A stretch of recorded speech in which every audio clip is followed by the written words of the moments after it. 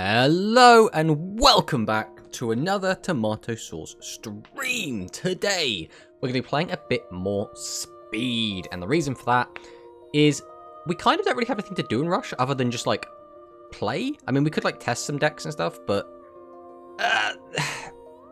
when we play speed, there are still tangible rewards we can get because we haven't KoG'd in speed yet. So there is a reason to do it, as well as the fact that it's very, very fun, right? Who doesn't love playing a bit of speed? I think there is a little bit of a divide between Rush and speed at the moment, and I personally think both formats are fantastic. Now, both have their hiccups, both have their little road bumps. You know, not everyone's super happy in Rush with Magnum Overlord, not everyone's super happy with Hell-Chewing Invasion, and then over in speed, there are a few problematic...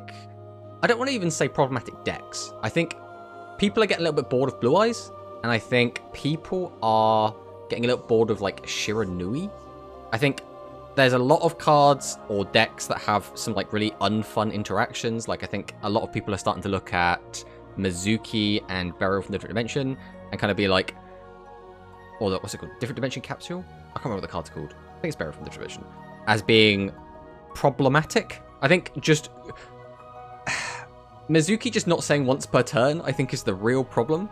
But I don't think that's anything you could fix outside of, like, errata-ing the card. You just, like, slap a restriction on it, right? But regardless of, like, the few hiccups, I think actually both formats are in a pretty okay place right now, to be honest, in my opinion. Now, I don't speak for everyone, obviously, but I think both formats are in a pretty good spot. I think a very gentle slap on the wrist to both formats could fix a lot of the problems, but does that matter when as soon as we get a new product, it's all going to be in disarray again anyway?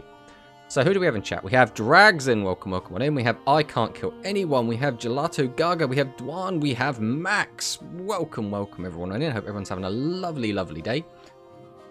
So I'd say Heat Wave, Blue Eyes is problematic. Yes, Heat Wave is super toxic. I ran into this a couple times on my climb, and it's not fun.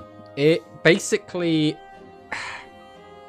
It's hard enough to build a board, depending on what deck you're playing. Because if you're playing like a lot of back row, sometimes you can be okay. But again, it really depends what you're against.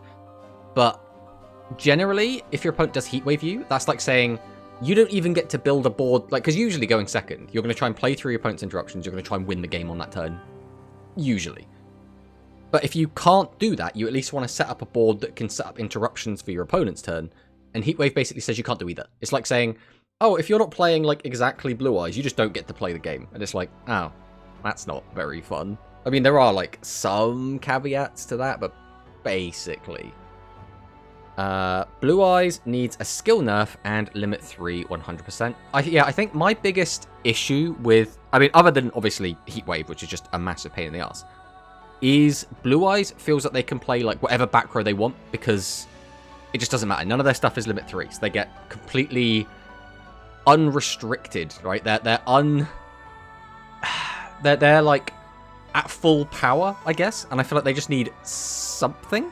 I've seen a lot of people saying they want Blue Eyes to just straight up die, but I don't think Konami would do that, right? I think Konami realize that like half of Duel Links players play Blue Eyes, and therefore we can't just hit half the players' decks. They'll be really upset. So like, you want to give them like a gentle slap on the wrist and just be like, please stop, just stop doing this stuff. And I think a couple of ways you could do that is actually hit some of the rank 8s in that deck. Because although they don't come up as much, when they do, they're really, like, problematic. Like, I think Ding could probably get hit, to be honest. Like, most decks that are playing this are only playing it at 1, 2, or regardless anyway. They're not generally jamming this thing at 3.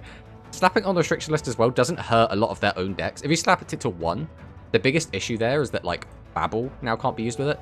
But I think Ding is not even the biggest offender. I think the biggest offender is... I can't remember what the card's called, but it's the Floodgate Tower card.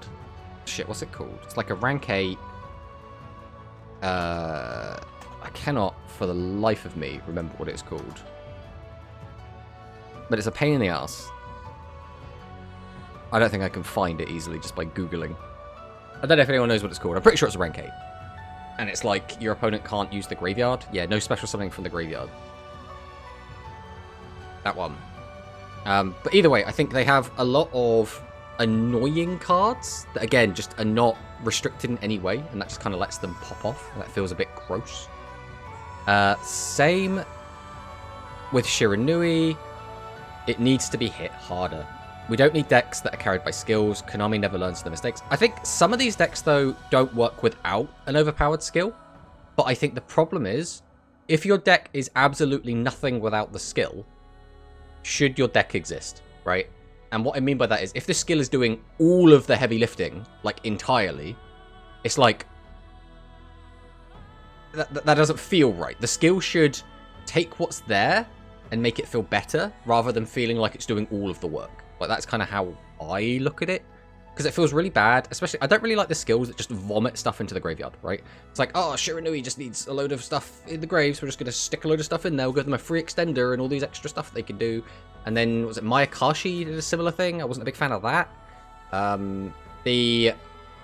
Even the Blackluster Soldier skill, also not the biggest fan. I feel like, make skills that let them get to that stage. That's all fine and dandy. Don't let the skill just do it all. That just feels a bit off, in my opinion, again. It's unfair how the skill grants the materials in the graveyard and extra deck via skill. Exactly. 4,500 direct attack, double casted caster is also a big pain. Yeah, there are a couple of things. There are a lot of ways in Speed, I think, where you can just get, like, a giant guy. And they're not, like... They're not too... What's the best way to phrase this? They are prevalent. They are there. They will just win games. But they're generally quite situational. So I think it becomes a problem if you can easily, like, destroy your opponent's entire board, play through all of their interruptions, and then summon out, like, a giant guy. I think that kind of feels kind of gross. Usually it's like, you know, pick your poison, do one or the other, right? But having the ability to summon out big guys, whether they can direct attack, whether they can double attack, whether they can do whatever, is generally still a good way to play around a lot of stuff. Like, a big one that comes to mind is it Leo Dancer in Lunalight? Which is just a really hard card to deal with for a lot of decks. And a lot of decks, their best way to get rid of it is just smack over it. It's like summoning out like a 5,000, 6,000 attack guy, whether that's like a Utopia Lightning or the Blackwing card that we're seeing play in TG. Either or, right? Any way to get like a giant guy and just attack over it is not inherently a bad thing, because you need ways to out shit, right? Konami is doo-doo, and Duel Links has been in a very horrendous spot for a while now. See, I've seen a lot of people be very back and forth over the state of the Speed meta. I've seen a lot of people saying things like, Speed's in a really good place, it's a very diverse meta, we're seeing like 4, 5, 6 really powerful decks, and diversity good, therefore format good. And I've also seen people saying, Blue Eyes is everywhere, I hate it, there's lots of floodgates going around, could we just not? So depending on who you ask, I think it's a bit awkward, right? Like for me specifically, it's like, I can't claim what I'm saying, I've never had any problem with, not special summon for the graveyard, but also don't use the graveyard. I'm obviously going to be extremely biased. I play Orcust Fluffle, which entirely is a graveyard deck, right? Orcust entirely special summons for the graveyard, we entirely want to activate effects from the graveyard, so any floodgate that stops me from using the graveyard, and things like DD Crow, are going to immediately be on my radar as I hate this, please go away, right? So other people might not have quite the same lens or the same filter. So different people are going to like and dislike different things, especially between the decks that they like and don't like, right? Yeah, they won't kill Blue Eyes in my opinion. They will probably do something like Melody to 3 and unlimit Floodgate so it doesn't conflict with the Melody already running the starter deck. Yeah, that's another thing, is not trying to interfere with their own products. I think it's annoying. Like, I understand it. It makes sense. It's logical. I still don't like it. There's not really a good way around that. But yeah, I think what you're probably right. They will give Blue Eyes a limit 3 and then unlimit Floodgate. Because, I mean, Floodgate's not seeing a ton of play. Like, it still sees play. It's not seeing a ton of, like, high-level tournament play. Like, it still sees a bit, but not, like... It's not like a staple at the moment, I don't think. Now, they will 100% kill Blue Eyes, and it better happen that way. If it doesn't, then we're just in a bad state the format.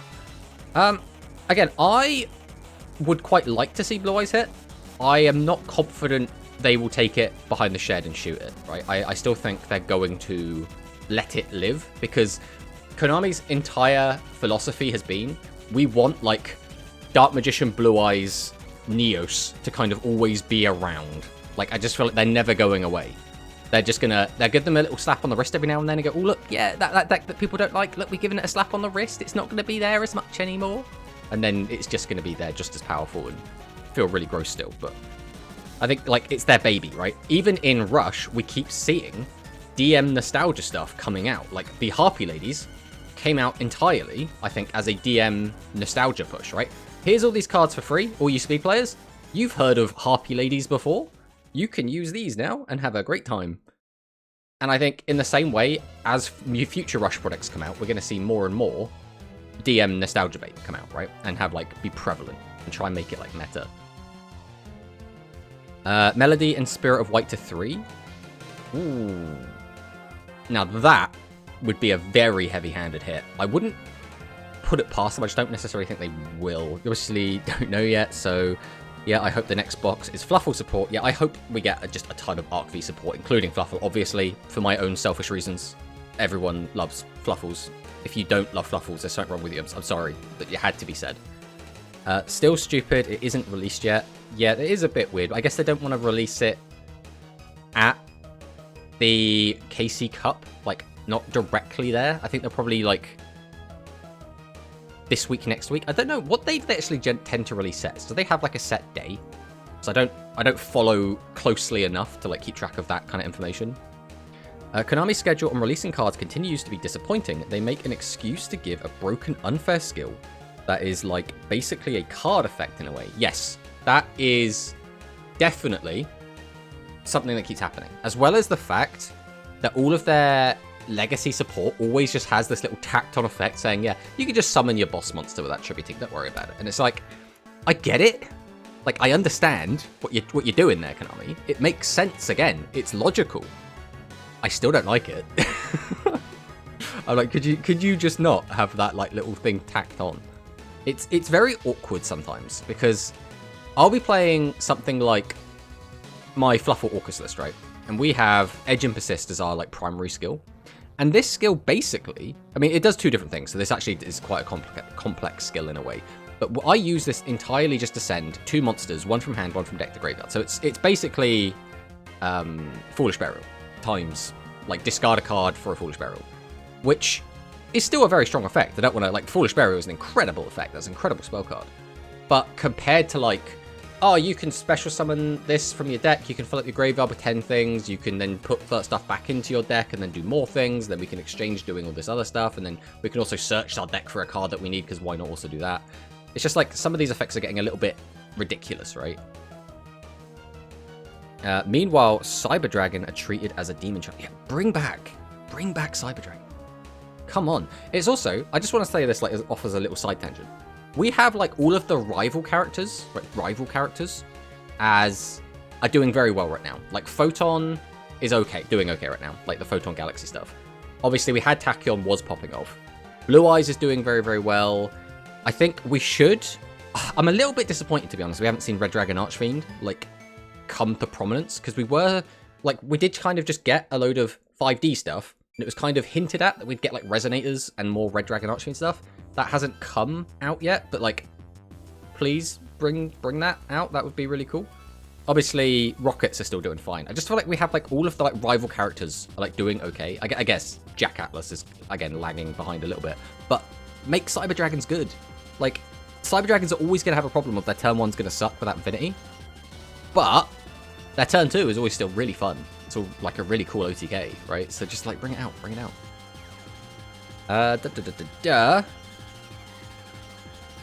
Stop making broken skills, just release more cards to affect the meta. That is my negativity towards Duel Links for a while. I mean, it's good to get it off your chest, right? You don't want to have it just being pent up, because that is not good for you, right? That's the point of Duel Links, though. It's not just a Yu-Gi-Oh! Speed format simulator. Yes, Duel Links, in my eyes, is the...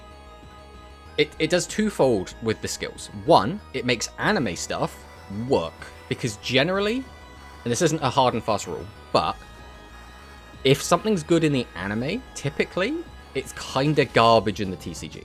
Now, obviously, this has gotten better and better as time has gone on. But, like, back in the day, if you tried to play, like, a Yugi or a Joey deck, it was going to be completely dog shit, right? It was not going to do literally anything. But skills make these strategies kind of competent. And then the other thing they do, again, is take bad cards and make them good, right? By just making them overpowered or letting you cheat stuff out. Like, there are a lot of cards back in the day that released that did, like, absolutely nothing. Like, one I can think of was it Mazera Deville? Because there was, like, it has a retrain now. But, like, the original for this card. Let me see if I can bring it up. Is this going to be a good enough one? No, we'll just bring this one up. But, like, there are just some really, really bad cards that just have done, or almost made to be bad. Like, it's very weird how that's going to work out. We get a Chrome.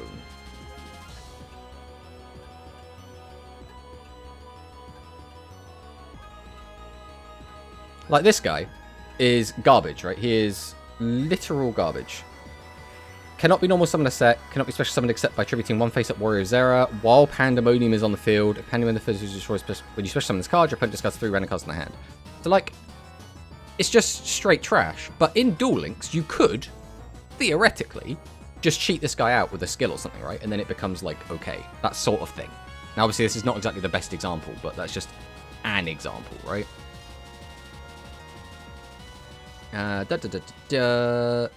Yeah, a lot of time it feels like we're playing Duelist Kingdom rules. Yeah, just being able to, like, cheat out Neos and stuff from the hand is, like, so silly. Skills started off as simple, but they've taken out of hand, making skills that give card advantage. That's one bad thing about it. Rockets, Resonators need all support. Cyber Dragons too.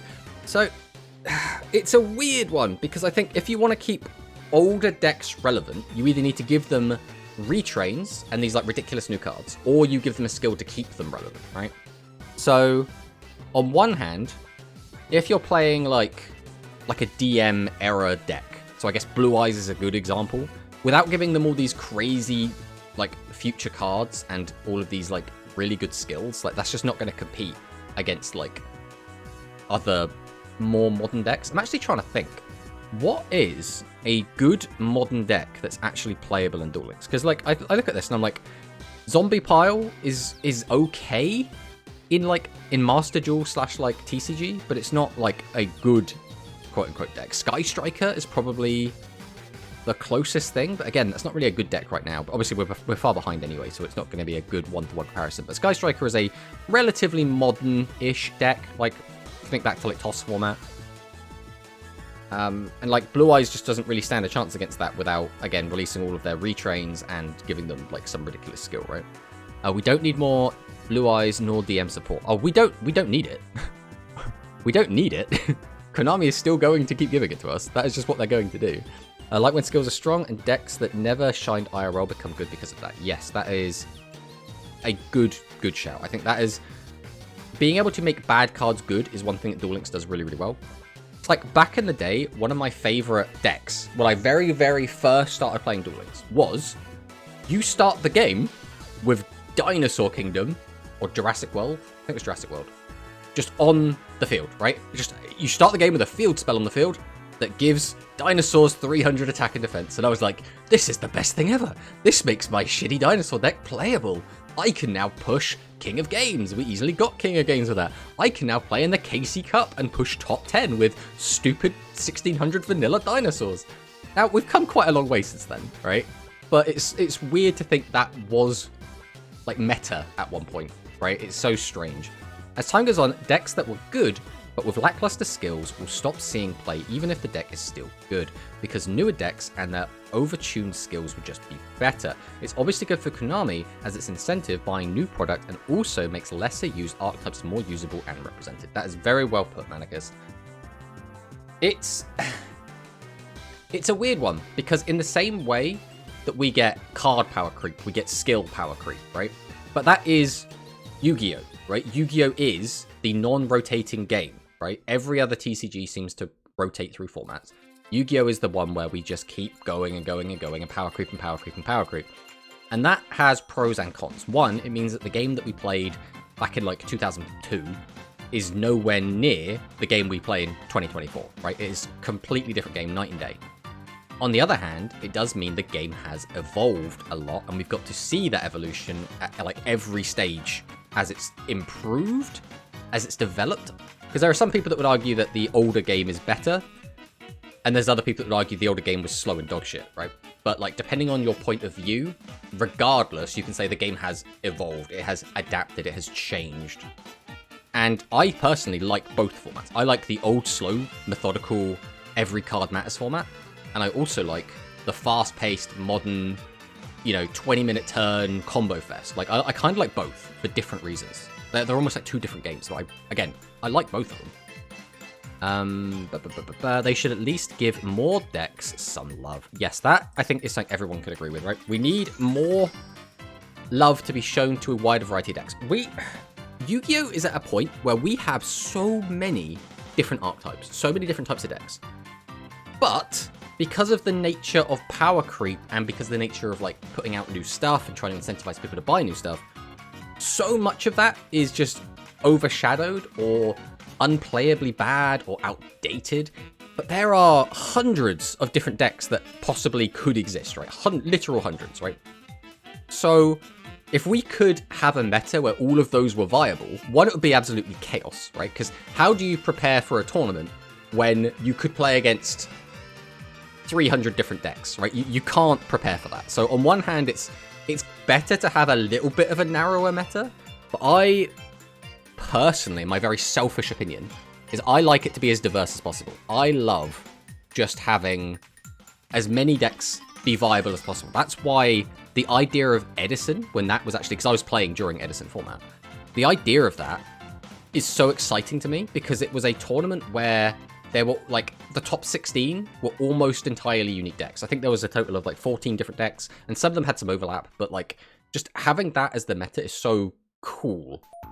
Now, obviously, again, you're going to have the downside of like, how do you side deck against, or how do you even just main deck build against 14 different decks? It's a little bit awkward, right? But it is what it is. Thank you for the follow, Duperheld. Welcome on in.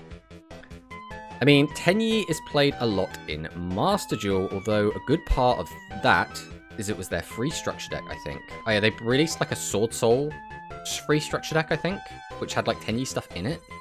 I missed the old Mind Scan skill. Yes, back playing as Pegasus and just having the Mind Scan skill, which just, the original version was just, you could just, at all times, just look at your opponent's set cards. It's just so funny. It's so funny to be like, I'm just gonna just see what I have to play around, and then I'll play around it. Or, I might have... I'm trying to, like, think of what the good back row hate was at the very, very start. I remember I was teching D-Spell for the Harpy matchup, because if Harpies got out their field spell and then popped my Dinosaur Kingdom, or Jurassic World, I can't remember what it's called, then that matchup was like so much harder. But if I could just de-spell their... God, what was their field spell even called? The Harpy one. Harpy's Hunting Ground. So I could just de-spell that, then I was good to go. Because we didn't have, obviously, MST, that didn't come out till way later. We didn't have Cosmic Cyclone. We didn't have Twister. We didn't have any good back row hate, right? I mean, for the longest time, Sergeant Electro was one of the best back row hate cards, which is hilarious to say out loud because Sergeant Electro sucks. They gotta revert back some of the older skills, like with Paradox Brothers' skill that makes World Chalice playable, Labyrinth Builder. Yeah, I mean, I think as we develop, right, we need to buff and nerf skills appropriately. And I think one of the most disappointing things for Rush was the fact that we didn't get a skill rebalance after the GRF. I think a lot of people were expecting Hell Tuning Invasion to get hit, and then we just got nothing. And it was like there was 100 different ways that people came up with to hit that skill to make it still fair, still decent, but, balance it. Because right now it's in a bit of a weird spot where it feels a little bit unfair. It does too much. It's too hard to play around, right? So when we didn't get anything, it was a bit disappointing. And now we've just had the KC Cup, and I think, again, a lot of people are probably going to be expecting maybe some sort of skill rebalance, even if it's not like a big one, right? Well, I guess it's too early for a skill rebalance, realistically. We'll see a ban list, then we'll see a skill rebalance, if we see a skill rebalance. So, because that's the other thing, right? Like when Tachyon, after the Tachyon KC Cup, the ban list, people were like, this doesn't do it. And then we got the skill rebalance, and people were like, this is better. This is going to sort out our problems. But it's a bit awkward having to like wait for that sort of thing. But again, hopefully we do see that in Rush eventually. But something I found funny is that Sky Strikers have felt very easy for me to beat. Since I can see their skill activate, I know not to give them board to interact with. But that's an advantage I only get to know because Duel Links has skills, and then after I take my 1500, I just work through their 2 interruptions and OTK. Yeah, I mean, again, it's a weird one. Depending on what they've got, I actually have a pretty good matchup into Strikers as my shitty Fluffalcust deck, right? The only time it becomes a problem is if they have Shark Cannon. But again, my deck is very, very weak to those type of effects, right? Anything messing with the graveyard is always going to mess with me. So it's weird how that can kind of work. Some decks do actually work as like kind of a rock, paper, scissors kind of environment, right? Where it's like, oh, well, my deck can actually beat this deck quite easily, but it loses really hard to like some of these other decks, right? I remember when Blue Eyes was broken because of Cosmo Queen. Yeah? I don't remember that. I can tell you that, Manicus. I have no idea what we're talking about there, but that sounds very interesting. Welcome, welcome. On in, Just Martin. Enjoy the lurk. The hell tuning not being addressed is scary. The longer they take to address it means they're either thinking of power creeping it or nerfing it into the ground. The thing is, in my mind, right, the only negative to Hell Tuning Invasion is the discard, right? You lose a card, so by doing that, the number of resources you have has been diminished, which means you can't usually make a stronger board than just the heavy Royal Rebels Invasion and like a buyer. That's kind of your be all end all board, which is not a difficult board to break, but if you could just do that twice in a row, you just win the game anyway, right? I've not played this game in ages. Holy moly! Yeah, there's so much going on, Just Martin. I'm not sure you want to come back. Nah, but we're having a great time at the moment. There's a lot. There will always be problems with the meta. There is never going to be a perfect meta, right? That's just never going to be a thing. What we can do is strive to make it as pleasant as possible. And we have always, even in like the best metas, there has always been a black sheep. There's always been the meta's fine. Not him though, right? That's just the way card games work. I mean, you should at least set a monster or they can OTK you on an empty board. They can even OTK you through a set monster, but it needs specific hand, so it's not that likely. I mean, yeah, that's the other thing. Like, do you play around them having the god hand? Which is, you feel like, oh, you know, there's a 22.6% chance that they have exactly what they need to kill me here. The odds are in my favor, and then they just do it. And you're like, well, I guess I'm an idiot. I just opened the game to see what was new, and my head hurts already. Fusion summon in first turn, special summon on the first turn, 3 monsters summoned first time, give me a break. Yes, the game has sped up to quite a ridiculous degree.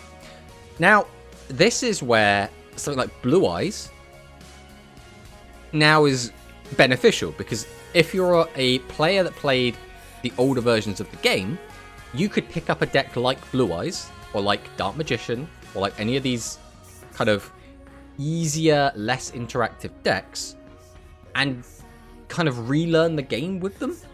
The problem that I find with those decks is that when they're extremely meta relevant, if they're like a top tier deck, then it becomes a bit like annoying. But I don't mind there being like one of those decks like doing well, but I kind of prefer it to be like tier 3 than like tier 2 or tier 1.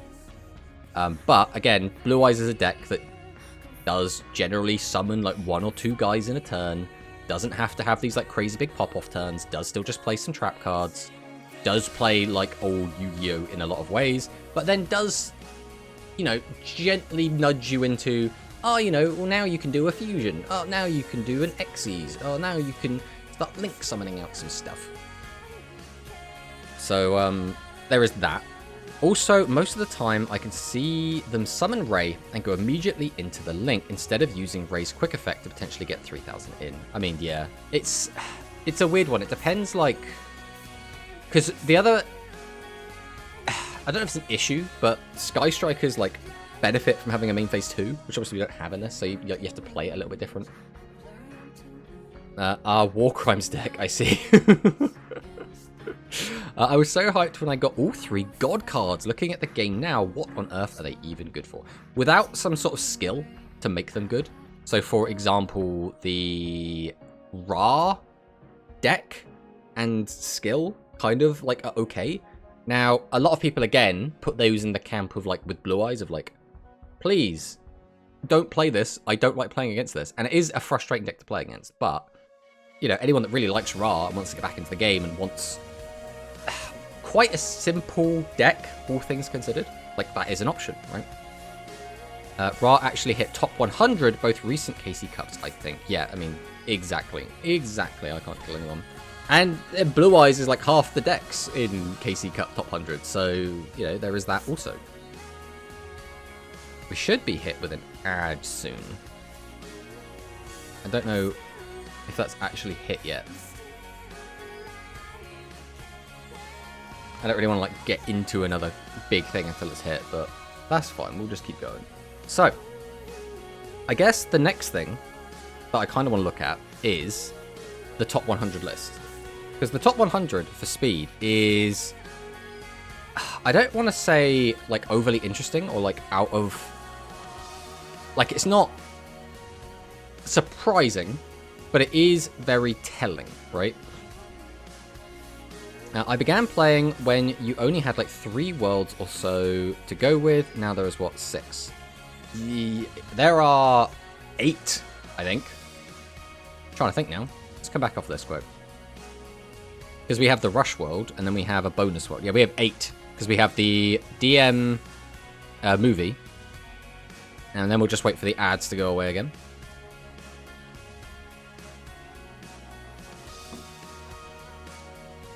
We knew the adges were coming. Now we'll just wait for them to pass. Anyone that doesn't have adges, how's your day going? This is just our time. Everyone that's got ads, they can't see this. They're not part of our exclusive club. They'll never know what we said here. Until the VOD. I mean, good news is that since you're a returning player, you can get a free Blue Eyes deck. It's a weird one though, right? Because how do you get that Blue Eyes deck? You have to like type in someone's code or something, yeah? I remember someone came into the chat and was like, yo, can I have your code? So I gave them my code, and then I got the Blue Eyes deck, and I was like, neat. So I assume you have to, like, type in someone's code to get it, but who knows. But yeah, we got 8 worlds, including 1 Rush world and 1 movie world. So there is that at the very least. I mean, you could give him your code, Mr. Streamer Man. That's so much effort. What was it, the friend invite campaign? Let's turn this off quick. So, there's my invitation code. I'll copy and paste it in case anyone wants it. There it is. There you go, everybody. There's the code. It's not particularly helpful, but we have 1 friend invited 43 days ago, last time he was on. Thank you for the follow, Just Martin. My deck is 100% outdated. I mean, that's not surprising. I think I have a ton of decks that are like just super old. I don't know if we have like our older decks still knocking about somewhere. Like a lot of these are just really crappy auto duel decks. So Super Heavy Samurai was a deck I played for a bit. This was like this deck got me to KoG several times. Like, it doesn't look like much, but I really enjoyed playing it. Basically, you just try and get out a stealth ninja that can attack directly twice for like over 2,000 damage. So it's just 4,000 damage. Is it under serial code? I think it is under friend campaign on the right hand side. But I don't know if you're playing on phone or PC. Only works for new players or returning players. Well, there we have it. God, we got an old thingy deck, Hazy Flame deck. Now this brings back memories. I remember when Hazy Flame was just terrorizing everyone. Haven't seen that deck do much in a while. I don't know if we have... So it would have been like the really old decks. That's what we're kind of looking for. I don't know if I have any of my like really old lists still saved, because I kind of just overwrote them. Oh, that's why, because they didn't have the pictures back then. That's why I can't like see any knocking about. But this is like an ancient Gladiator Beast deck. This is back from when Duel Links came to PC for the first time. And this, again, was a deck that I was grinding KC Cup with. Because I think... and this is but also when we only had 5 cards in the extra deck. Now, this is a classic. This is a classic. Oh, back when we could run 3 Econ. Although we didn't have a skill set. I don't know what our skill was back then. Or if we even had one at this point. I can't remember. Only works. I'm unsure where to put the code. I mean, I think it's in. I mean, I couldn't tell you, to be honest. What's this? Invitation code is going to be, it's 7 days, or by new or returning players who have not played the game for 30 days or more, and then you can click the enter an invitation code button. So for me, if I get rid of my overlay, it's over here on the side, and it says friend invitation campaign on your PC. So you click that, and then you come over to here and click enter an invitation code, and that is basically the be-all end of it.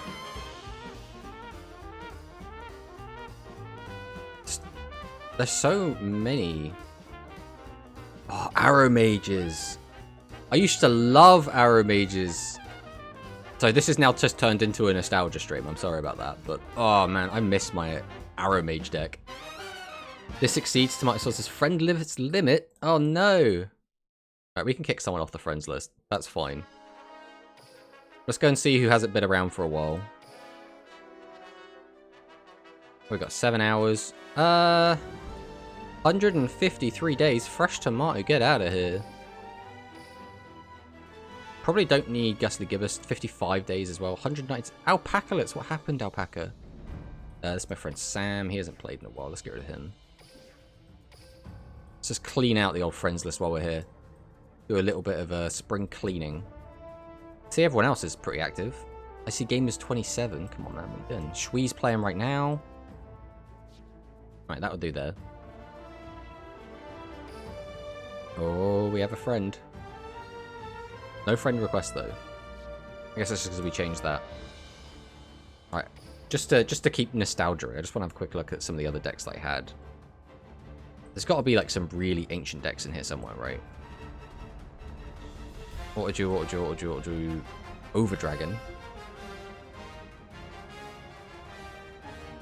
Oh, this was like a gimmick meme deck. We don't bother with that. Is this Machine Angels? Yes, Machine. This is another one that we used to grind KC Cup with. I don't remember Wild Legacy Clash being in this deck. This might have been like a revamp of it. But I do remember playing the Machine Angel deck. Don't do this to me, Konami. I'm nostalgia-ing. Just Red Eye Zombie Dragon. I don't remember ever playing Red Eye Zombie Dragon. I guess we never did. We started looking at it. Just be trying to build a beast deck? Well, this never went anywhere, I can tell you that right now. Pajama, that was a Sigurton tournament that we played in. Do we not have a... Oh, we do have a Cyber Dragon deck. I was going to say, I'm sure we played Cyber Dragons competitively. Yeah, here we go, this was the old Cyber Dragon list. Oh, it's so simple. Pro Cyber style. Yeah, release Cyber Dragon, Konami. Come on, release Cyber Dragon. It's only fair that we release it. But, with all that said, let's take a look at the top 100 list, right? Because I think there's some cool shit going on in here, right? We have Red Eye's Undead Reborn. Again, we're seeing the triple Mizuki and the triple Burial. I think this is the main issue I have with this deck. I think if we just deal with this, like 3 and 3 is a bit silly. I would actually, I think, almost like to see both of these be put to 3. Because the deck's not playing any limit 3 cards anyway, right? I mean, just do that and so you can just cut down on the numbers. I think that would, like, solve that problem quite well. Obviously, we got Blue Eyes. Blue Eyes is a bit harder to hit, I think.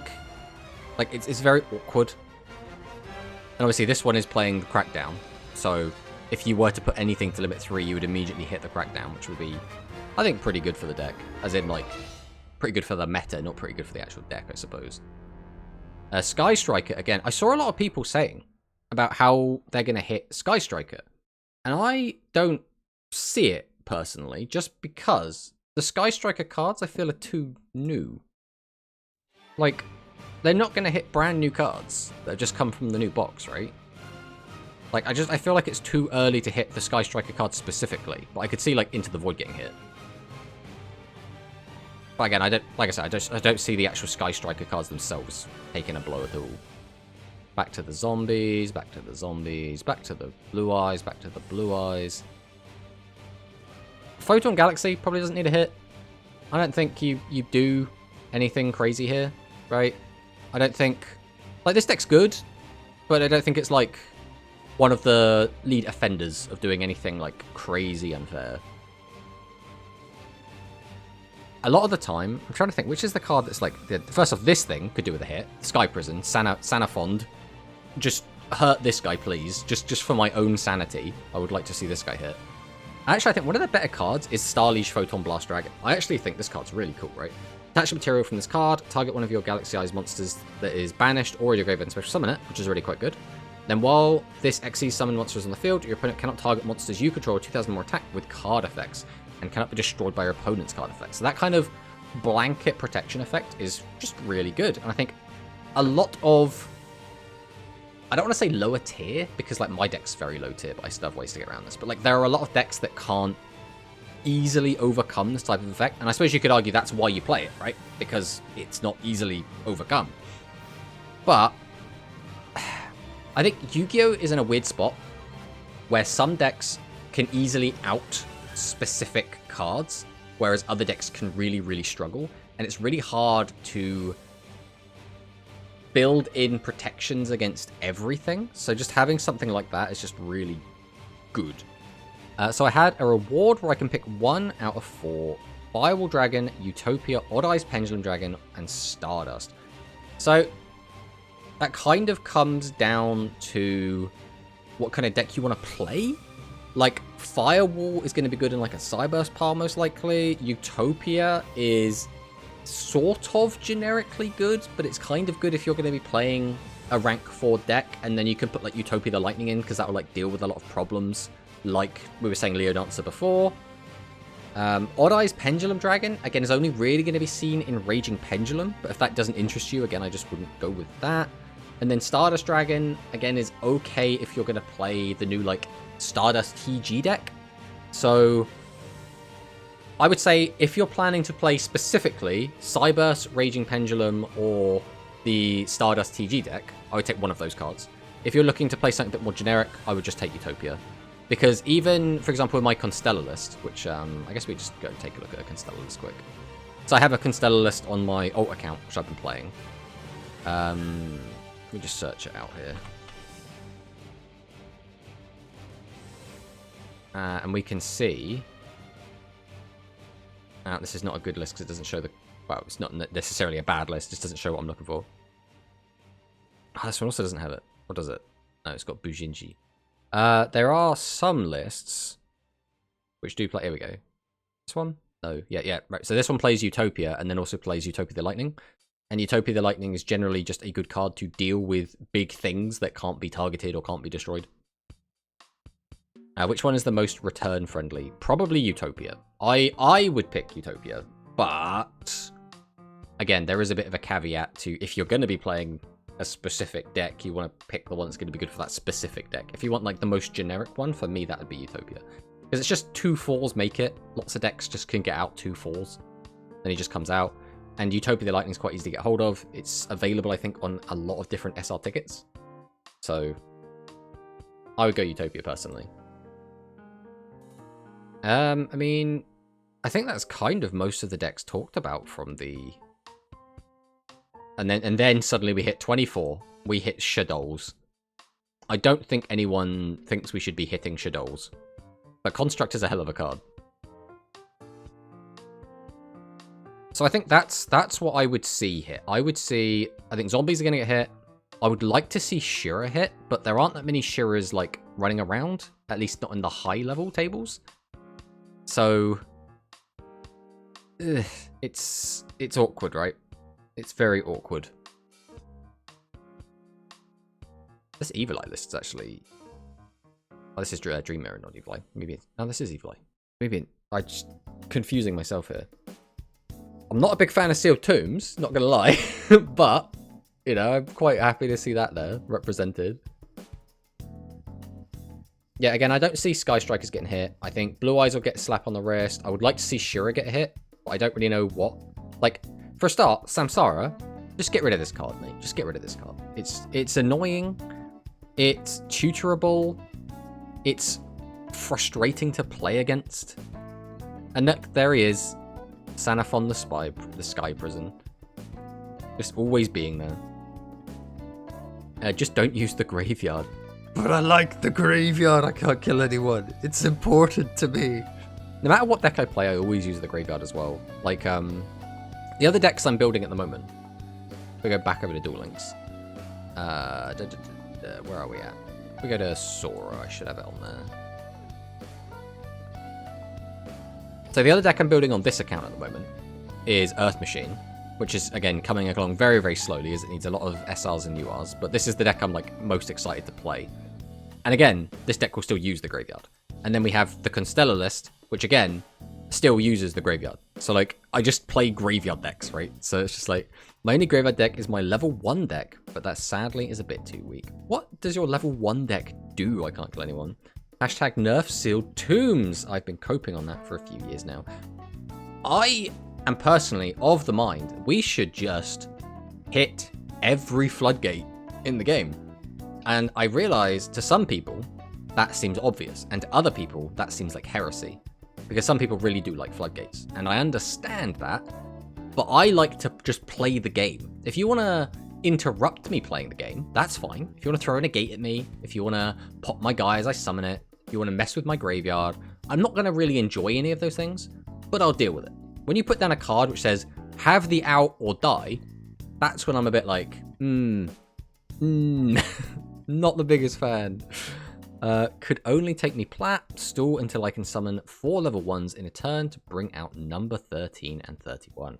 Ah, I see. It's like I was playing on the ladder the other day, and if we go back to Chrome real quick, if I can find it, and a card came up, and I was playing against a Gravekeeper deck, right? And so for a start, Necro Valley is a pain in the arse on its own, right? Necro Valley it's a floodgate, but it's a bit of a weird floodgate. It's been changed a whole bunch of times. It's still the field spell for Gravekeepers, so Gravekeepers should be running it.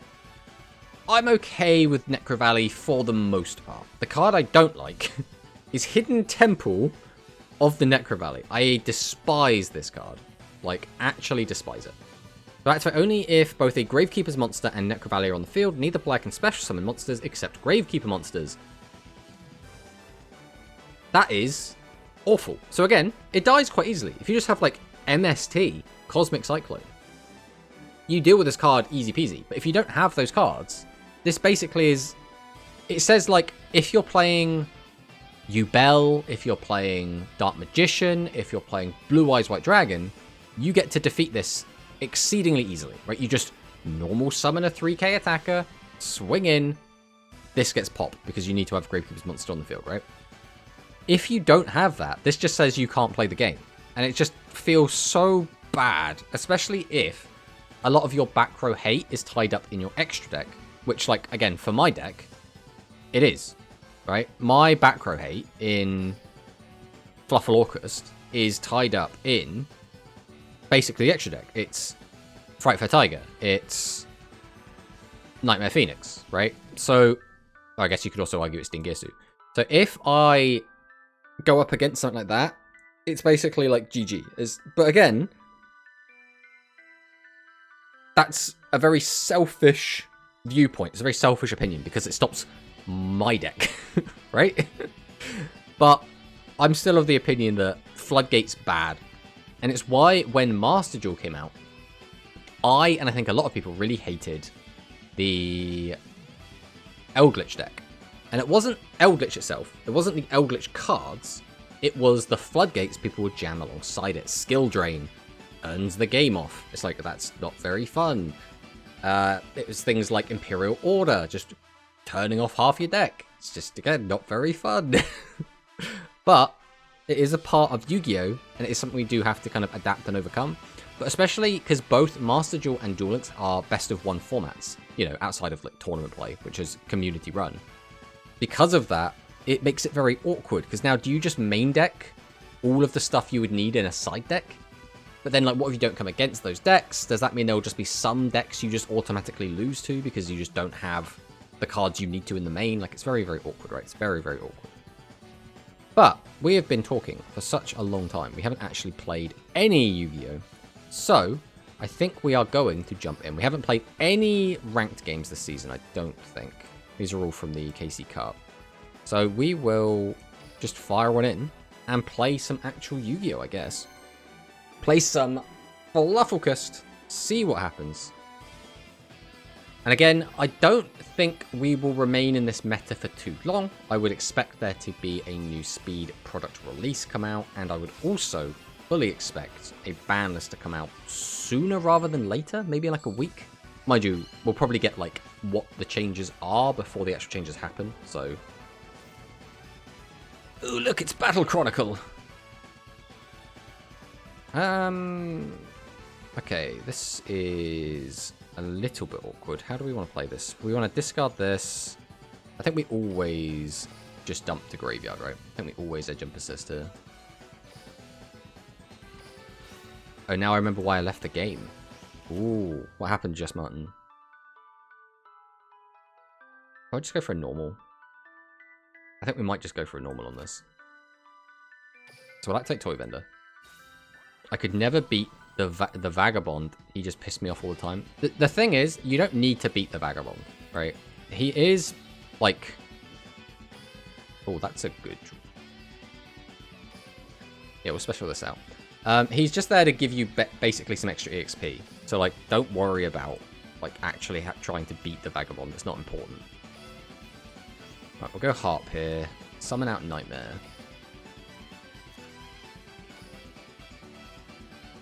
Then we'll go Galatea.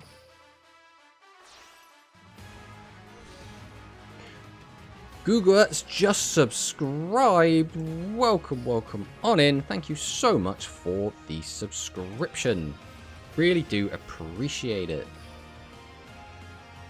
We do need to concentrate on this game a little bit, so apologies for that, but...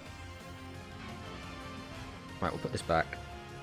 We will grab out our... Gargoyle's just subscribed.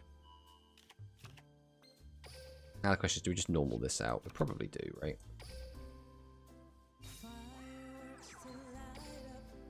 Then we'll go into Decode.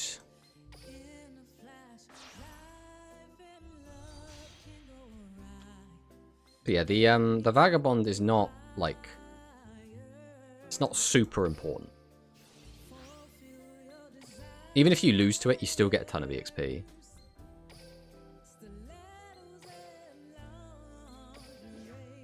Alright. Let's go ahead and make Ding. Then we will attach. We can flip this over. Then we can activate Wings. Draw a couple cards, use the effect of Toy Vendor, and grab ourselves a Sheep for next turn. Right, this looks pretty good. I could send that to Grave. I don't really think there's a point. We also get that out. I think this is fine. I think this is fine. Now, how we play this is going to be very awkward for us. I'm probably going to need to watch YouTube videos on how to build decks now, because the one I used to use is going to make people ask questions. I mean, yeah, I always think the best place to go is Duel Links meta, and just, like, you can just take a look at some of the decks that they've got and try and work towards one of those. Hope the next box is a rush box, fingers crossed. Well, we should be having Dennis and then Asana, right, as kind of the next two characters. And we should also have a Nail rerun event, right? So we're expecting hopefully something in amongst that. Alright, alternative. This is the one that... Target one card, destroy it. Okay. That's fine. Now we use Ding. And just protect that.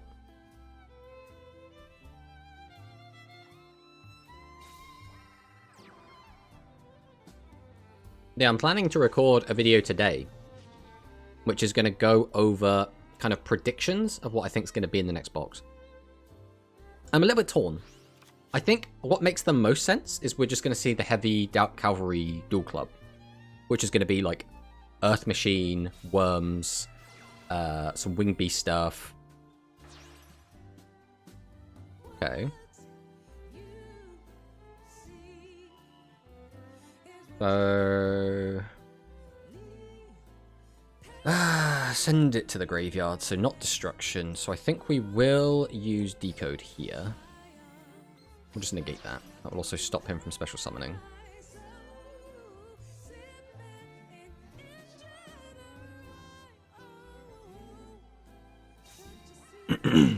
Now we're going to go with Ultimate Fusion. I think that's kind of fine. So I could stop this in a way, but I think we're just going to let this go. I think we're literally just going to let this go. Oh, actually, no, I shouldn't have done that. Because now this on resolution is going to pop that. Oh, that was a mistake. Oh, we're probably dead then. We're probably dead.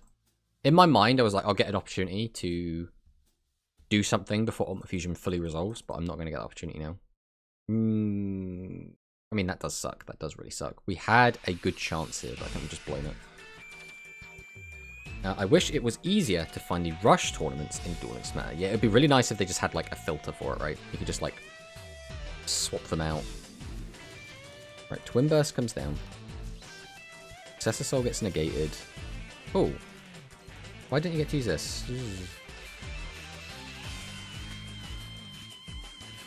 Used from the field. Okay, that's why. In which case, no, we are okay for now then. That's what he does. Summon Breaker. That's also fine.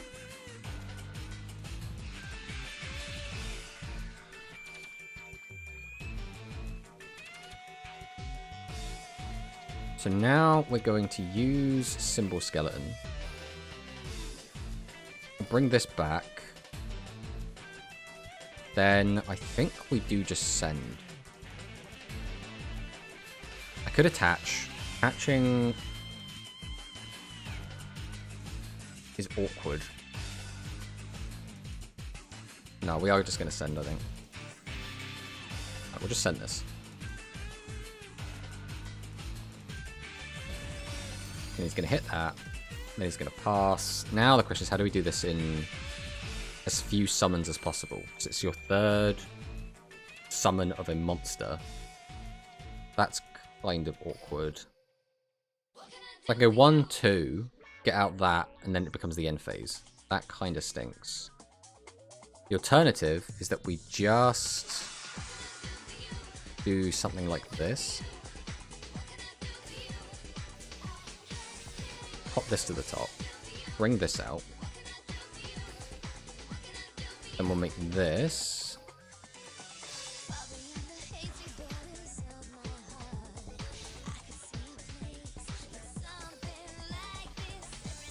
Discard the vendor. Pop this. Use the effective vendor. Doesn't matter what we take. Normal dog. Use dogs, why not? Special sheep. Activate sheep. Roll back the hand. Bring this back.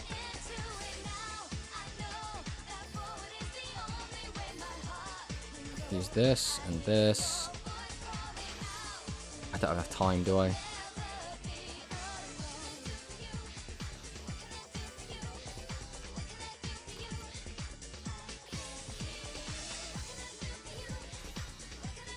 We literally don't have enough time.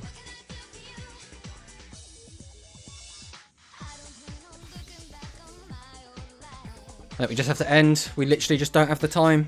I mean, we have lethal. We just can't. We can't click through it fast enough. Goddamn timer. I mean, you can use the search function for DLM, filter, tournament, like rush. Most of the tournaments report off all they have there. Right, 44 seconds. Can we close this out? So we can summon, use the effective dog, grab Dax, why not? Then we can go Frightful Fusion, make this, using this, we'll also use this.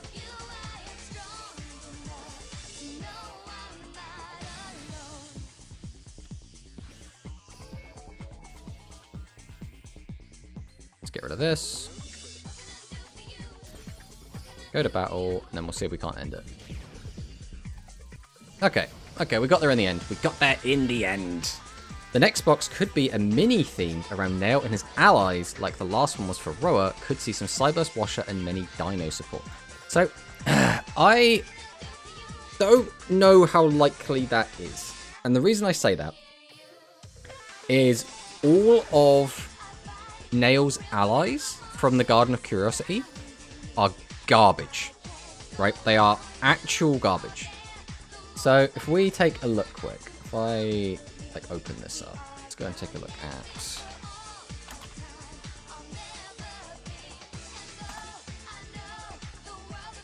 So if we grab this back quick, so if we take a look at the Garden of Curiosity, we don't have. Do we actually have like the people? I want to see like. This is. Can I like just see Nail's dudes? Is there like a list of them I can find?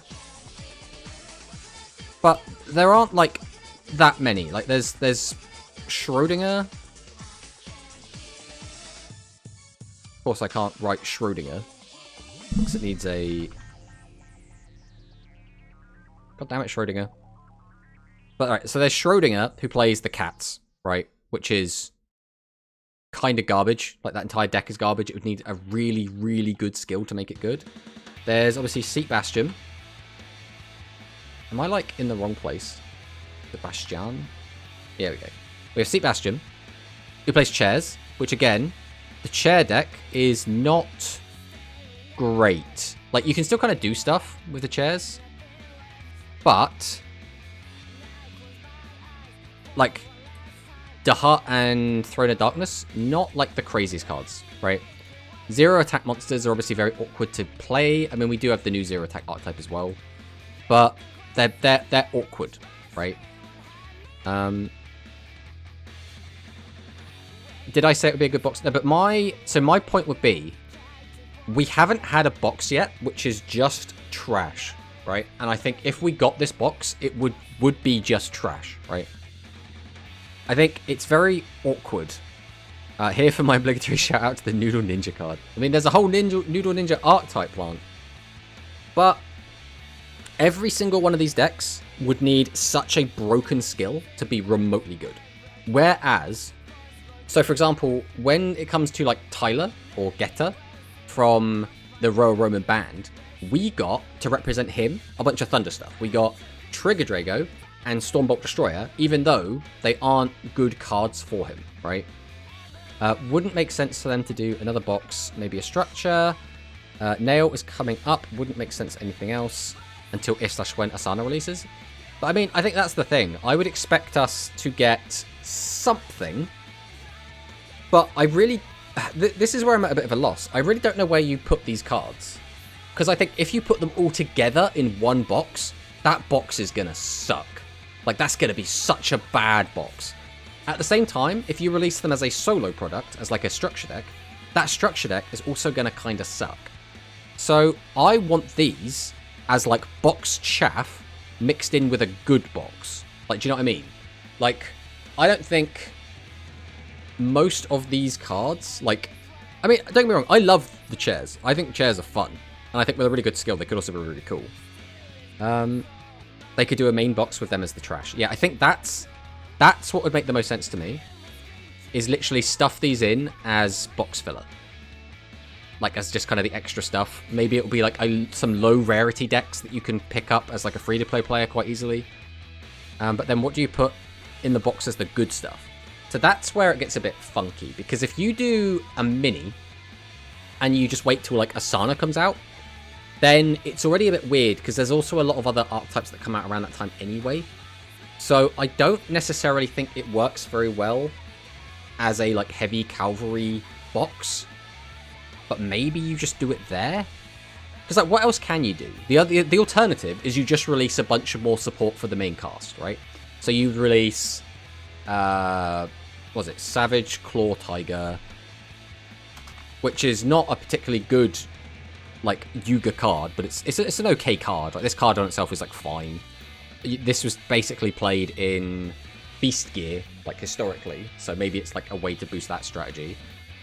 You'd bring out things like Mirageus for Luke. Again, you'd need to have some sort of skill to go with it, because Mirageus is quite a heavy cost at discarding a level 7 or higher dragon monster to use its effect. Then you can do something like Canry D. This would be like a good Roman card. And then you do like Semi-Ruler or something as a good card for Gavin / Gakuto. So like you could just do that, right? Just have a bunch of good cards for existing characters. I mean, it's a little bit early, but you could also do like another D in Keto. You could do Security Master, which again, not necessarily a particularly good card, but just being a 2500 attack level 8 Aqua monster just might be enough, right? I don't think we need any more support for any of the other characters. I mean, maybe we bring out some zombie stuff, like, what's it called? The Cyberstein. It's like Cyberstein Frankenstein? Cyber Frankenstein? What's his name? So it was Tombs, but then who was the other one? There was another... Oh boy. We're struggling today, aren't we, Wikipedia? There was Tombs, and there was another zombie duelist. I cannot for the life of me remember what the other zombie duelist was called. If we come over to here... Cyberstein is in Rush. So it's a Cyberstein retrain. Let me see if I can find it. Let's just go over here. There you go. Cyber Frankenstein. This guy. So if you have a level 4 or lower zombie-type normal monster in your graveyard during the turn, you normal summon this card, send the top card of your deck to the graveyard. Special summon up to 2 level 4 or lower zombie-type normal monsters from your graveyard face up to your field. So you could quite easily release this as like extra zombie support as well. I think that is what I would almost... I think it's awkward, because I think this would still be kind of a bit of a lackluster box if we did just stick a load of like older support cards in it, and then just like stick the new stuff in as kind of box filler. But I think it's either that or nothing, right? Because again, if you just put all of the Garden of Curiosity duelists in there, all of their decks kind of suck. So either you now release really, really, really broken skills. Bearing in mind, the last skills we got were what? The Maximum Ragnarok? The Magnum or Maximum Overload. There's the Harpy one, whose name completely escapes me. And then there is the Thunder one. Which again, all 4 of those skills are kind of bonkers. They're really, really strong skills. So I think that might be a theme going forward, where we might just start seeing more and more really, really broken skills, just to try and make these decks better than like Dragius Pile. So with that in mind, maybe they could just release them, but it just seems like such a lackluster box as well. Do you think that box would be Odd Eyes Twin Tail Cat, which is just like garbage? Like if we go over to packs real quick, because I'm pretty sure they were all in the same pack. We go to Maximum Ultra Enhancement. So this box in general was just trash, right? We're gonna power creep from stop defense skills to just shield crush skills. I mean, quite possibly. But this box is like, so it's got the cat stuff, which is garbage. We've got the Thunder Beetles, which are garbage. We've got the Dark Pyro Space stuff, which is garbage. We've got the chairs, which is fun, but garbage. We've got the Water Warrior washing cards, which are garbage. Then we've got the Cyber stuff, which is okay, but like, obviously you want to be using like your Yoctrons, your Zeptrons, your Peacock Pictotrons, your Femtron, do the whole like, go through all the motions. And then there was the Magnum Overlord, which again, wonky, but kind of worked. But like, all of these boss monsters just suck. Cosmic String New Dryad is very mid. If Outer Space is face up on the field, send 2 Tyrant monsters from your hand to the graveyard, destroy all face up level 7 or lowers. So it doesn't do anything to maximums, doesn't do anything to fusions, doesn't do anything to level 8s. But the rest of that effect's not too bad. It's quite a big cost. We have to have Outer Space on the field, and we have to send 2 Pyro monsters from our hand to the graveyard.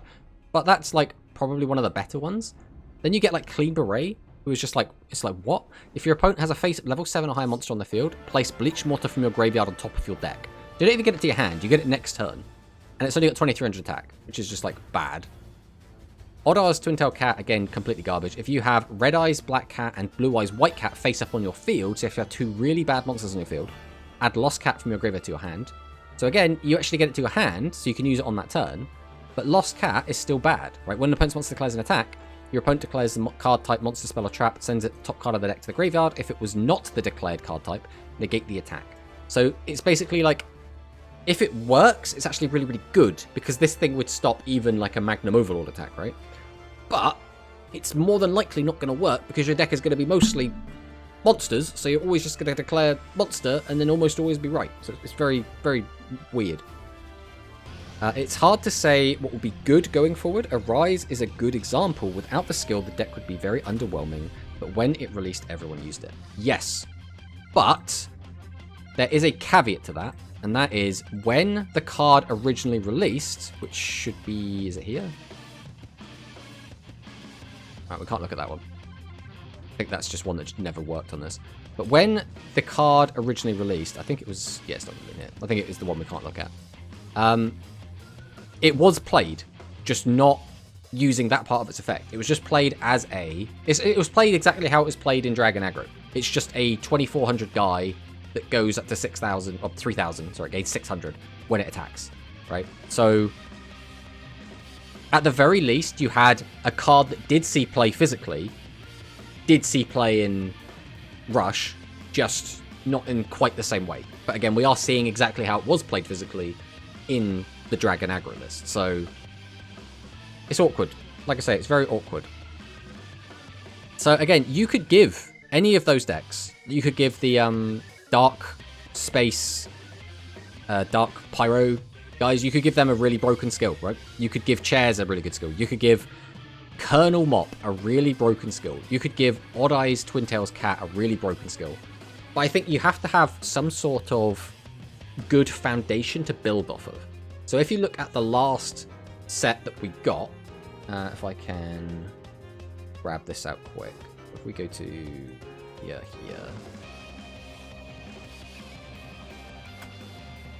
If we take a look at the last boxes that we got. If we take a look at Evolving Rising Heart. Actually, that's not a good example because that's like building on a different box. If we take a look at Genesis Maximum, we can see that we were given Trigger Drago, which is a good card. Like, standalone, Trigger Drago is a good card, right? Now, it got better with the skill, but it was still a good foundation to build off of. The Harpy's Pet Dragon, again, is a bit... It's kind of alright, it's fine, but we had the Harpy Ladies, or Harpy Lady Sisters, to build off as our, like, good foundation.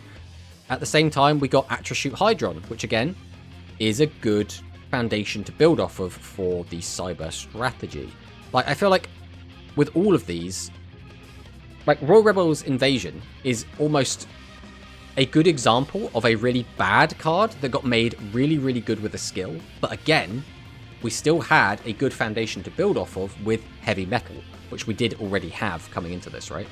Like, none of these are, like, terrible cards that got made good via a skill without a backbone, right? Which I think... I'm trying to, like, think. I think that holds true to every single archetype in Rush that's currently in Duel Links.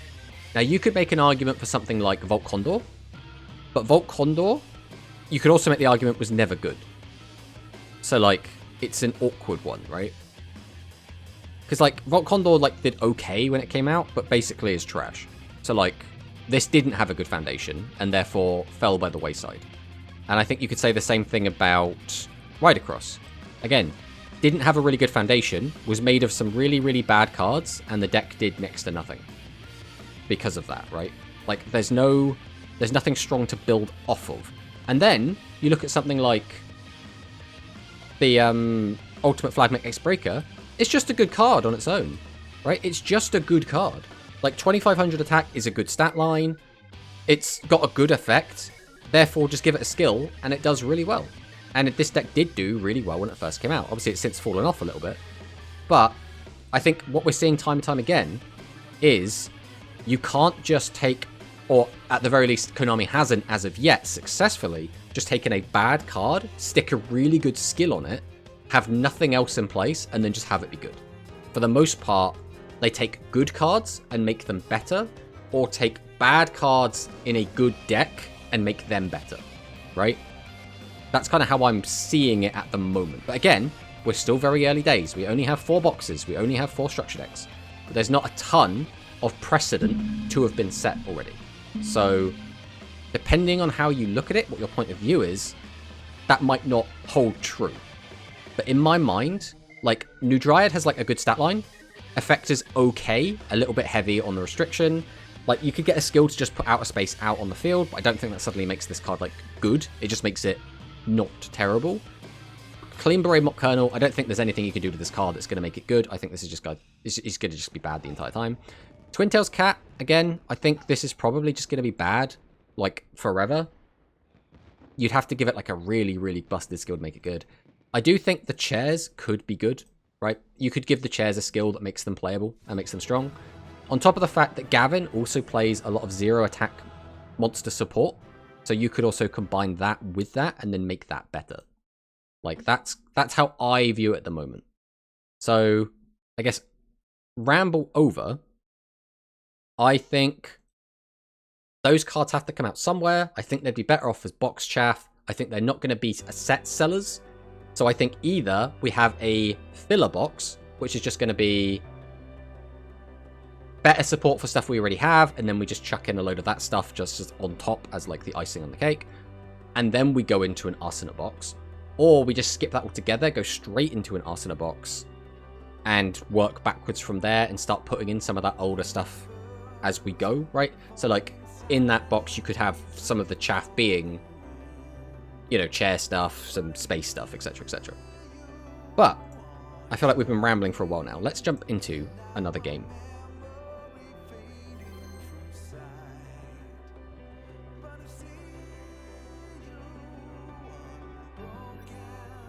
Alright, let's see what we got this time. Ultimate, still in gold, so we're not expecting, like, crazy, like, strong opponents here. Next box is going to be Mega Super Mini Box with 1 UR and 2 SR. I mean, I doubt it, but you never know. Ooh, this hand is a little bit yikes. Alright, let's go Dog. He has a response. Does this mean he has Veiler? Bro, Veiler playing into this hand is so bad. Yeah. Ooh, that's... There's not really anything we can do about this. I think we have to Vendor. Because then if we can Special World one, we can maybe do something.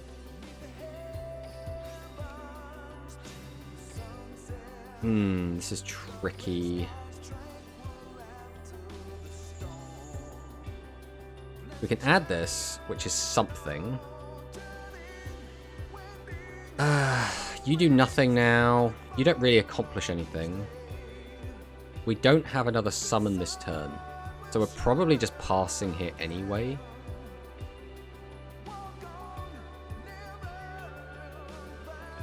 I think we do just take Sheep here. We'll special out Sheep. Activate Sheep effects. We'll put Dog back in hand. Bring back Chain. And then unfortunately, I think that's it. Let's see if he can kill us through 2 defense monsters. I'm not feeling confident.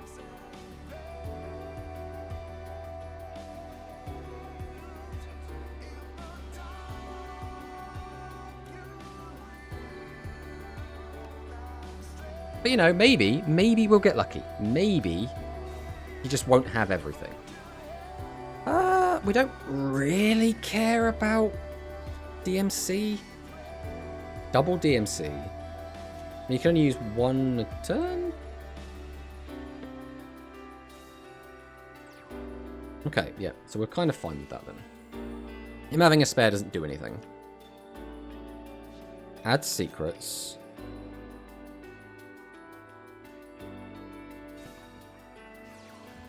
And he's on Necro Valley. Jesus Christ, bro.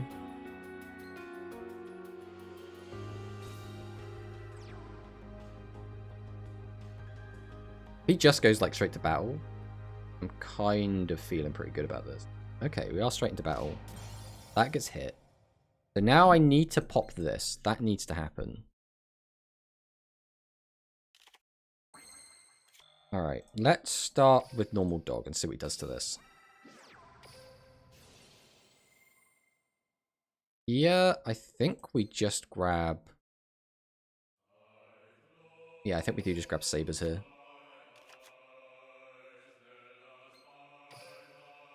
Then we're going to go into Phoenix straight up.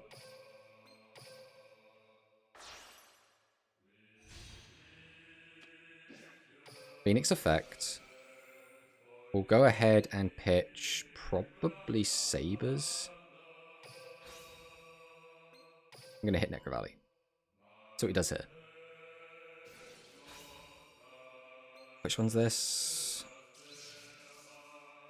Ah, that's so cringe, bro.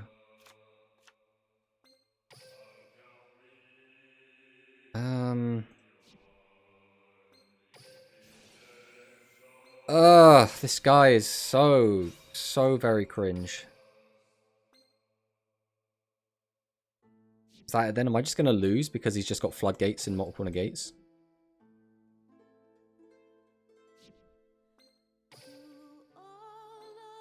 I mean, we can use this, but like, where does this actually get us? Negates anyway. Battle, I guess. I think that's suspend. I don't think I can actually do anything else. Without being able to use my graveyard, I'm basically boned. This guy is so cringe, man. Who the fuck plays Necro Valley in Dark Magician? Like, come on, bro. I mean, this is over. There's nothing we can do. We had the out, but he had the out to our out, so there's nothing we can do about that. Ugh. This guy, I'm actually... We're gonna block this guy. I want nothing to do with him. I want nothing to do with him. And this is why I want floodgates dealt with. Floodgates just, I don't know, they just make the game unfun, right? It's literally have the out, and then like even there, I had the out. Ah, Weevil as well. Weevil is never good. That means we're probably gonna be against some really cheesy shit. Let's see what he's got for us.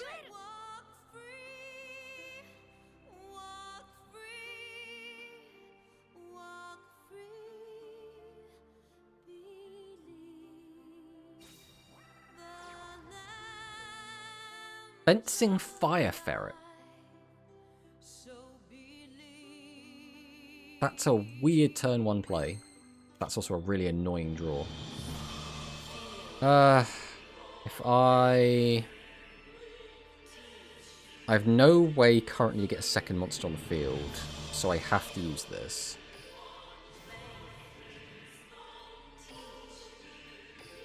So send. Then I think I have to summon this. Just to get a second monster on board. But like, what do I do with the second monster?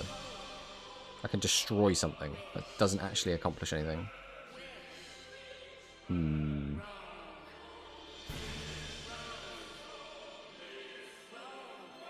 There's like nothing good to do here, is there?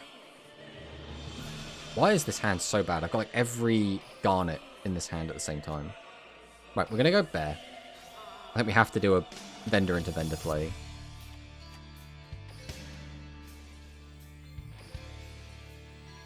Scarred vendor. Okay, that's a really good mill. Now we just grab dog. Well, normal dog.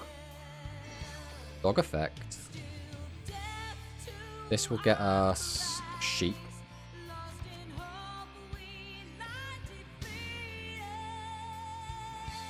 So I have to special summon this now. I don't have to use its effect yet, but there's no reason not to.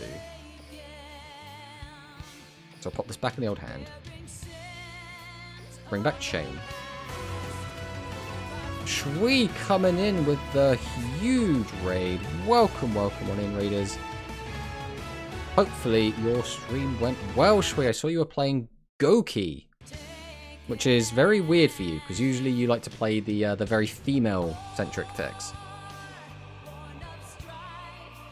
Right, we'll do this first, I think. We'll go Harp now. Bring this out. Then we will go for Galatea.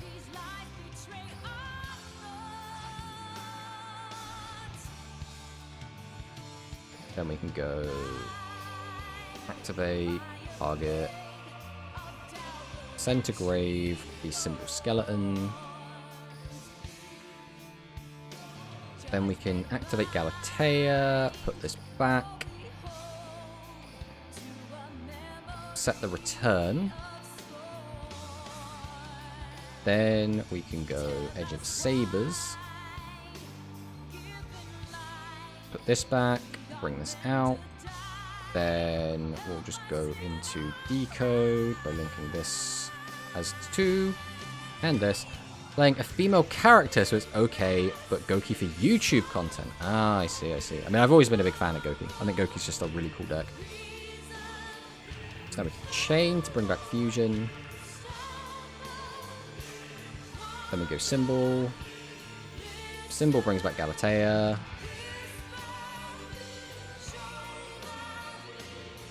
Then we'll go Ding over the Galatea.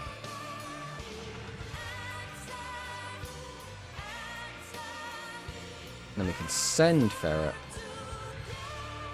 There's no real reason to do that, so now we'll just drop Fright for Fusion. Go for Wolf. We'll use all 3, just so we can play around Kiteroid. Activate Babble. Go to battle, swing. And swing. Alright, it turns out Fencing Fire Ferret is not a very strong turn 1 play. But I suppose at least it is a turn 1 play, which is more than some decks can say.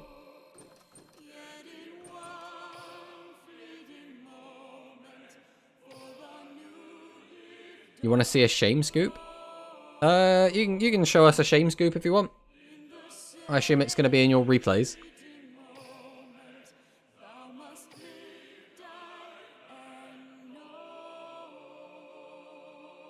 Where are we? Shui. Which one are we looking for?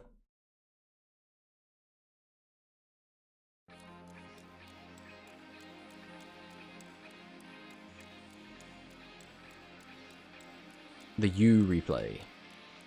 This one. Alright, let's take a peek. Let's take a gander, Reno, and see what's going on in the Scoop of Shame.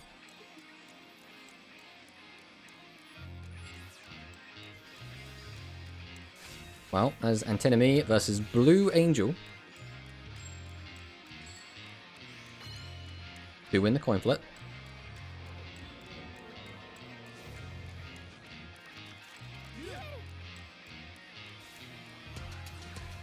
Good old Rota.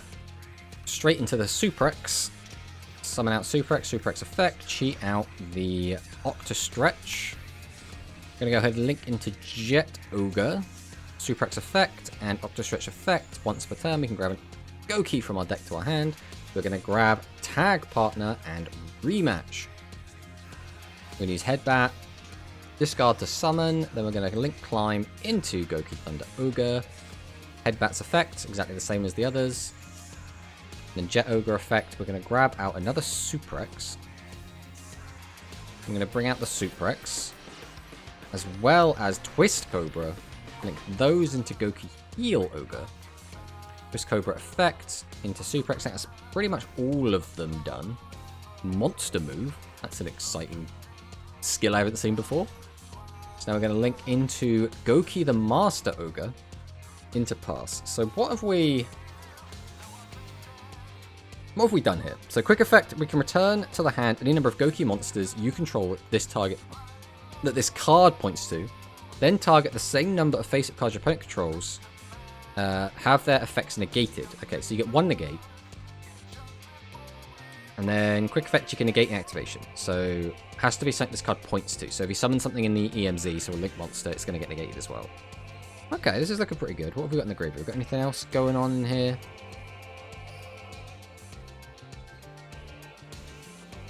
Don't think any of these do anything in the graveyard during your opponent's turn. Okay, let's see what's going on then. So TG limiter removal, add Gear Zombie and Warwolf using Mist. Or then we're going to bring out Boost Raptor, get out our free TG Recipro Dragonfly. We're going to use Zombie's effect. We're going to create a Synchro Summon. And what are we making here? Of course, none other than Herald. TG Warwolf. It's going to special summon itself out. We're going to summon out Screw Serpent, which brings back Booster Raptor. Then we're going to go into Star Guardian. Star Guardian effect is going to activate, returning Zombie to hand. Star Guardian effect is going to cheat out the Zombie. Then we're going to perform another Synchro Summon, this time into Crystron Grandrax. Then we're going to start a Negate Chain. Here we go. So that's going to get stopped, that's going to get stopped, and then there's the Swoop of Shame, because he did not have enough negates to stop the sheer amount of Goki negates. Could I add you, Mr. Tomato? Of course you can. I basically accept anyone. One thing I will say is that I don't always keep people on my friends list, because, you know, if someone wants to show a replay or something, we typically do that. But there is my code. Once again, I'll just drop it in chat.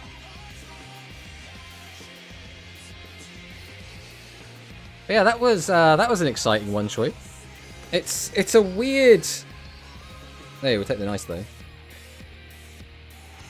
It's a weird like situation, right? It's a weird like environment to be in when you just have all the outs, I guess, right?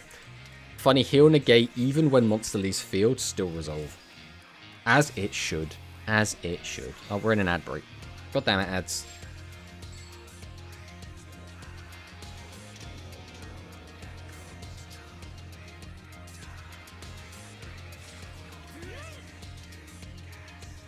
Well, we're going second. Our hand doesn't look great. It's a little bit awkward. But we were literally just talking about an hour ago about how much we don't like skills that just stick a load of stuff in the graveyard. And here is one of them right now. Oh, Jesus, this hand. What do we do here? I think we have to do this, right? Otherwise we literally don't have any play whatsoever. So we're going to just dump this, dump this. We'll drop the vendor. As weird as it is, I think I actually discard Babble. Because if we do hit a Fluffle, we can special this and then get the Fluffle card out as our normal.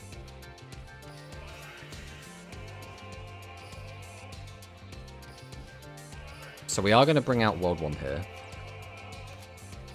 Then we're going to summon out Dog. Dog effect.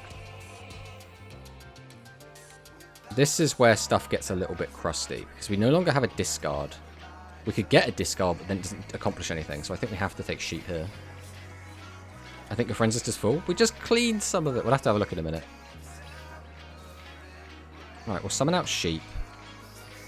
Activate Sheep. We'll put Dog back.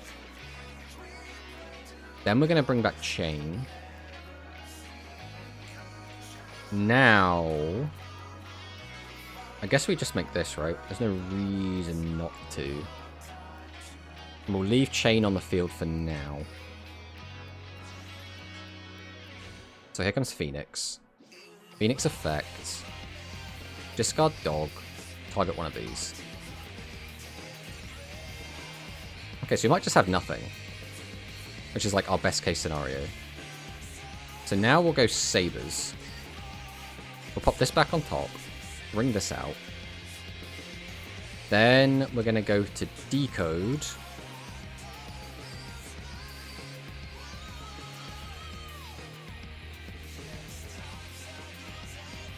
We use Chain Effect. The Get Back Frightful Fusion. Then we're going to activate Frightful Fusion.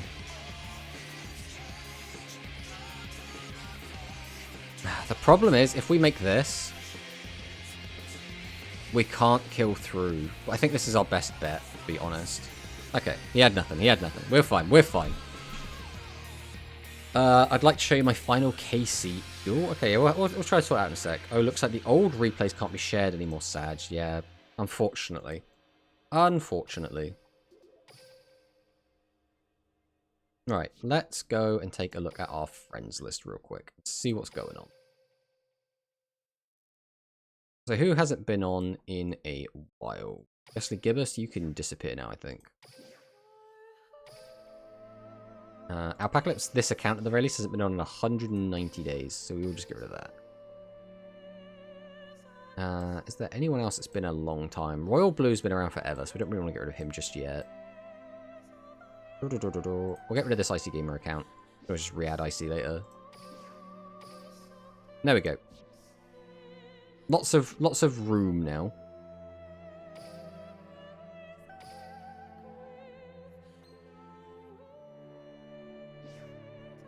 Now the question is this? Oh, of course it's I can't kill anyone. It's the initials.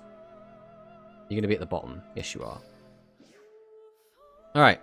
Who are we? Which replay are we looking at? Which one are we looking at? I can't kill anyone. The top one, Super Dion. All right, let's take a Gandarino. See what's going on. Badge, the fact I only won duels way back because of Monster Reborn. I mean, Monster Reborn still sees play to this day. Still an okay card in some decks. Right, we're going second. Salamandra and Phoenix.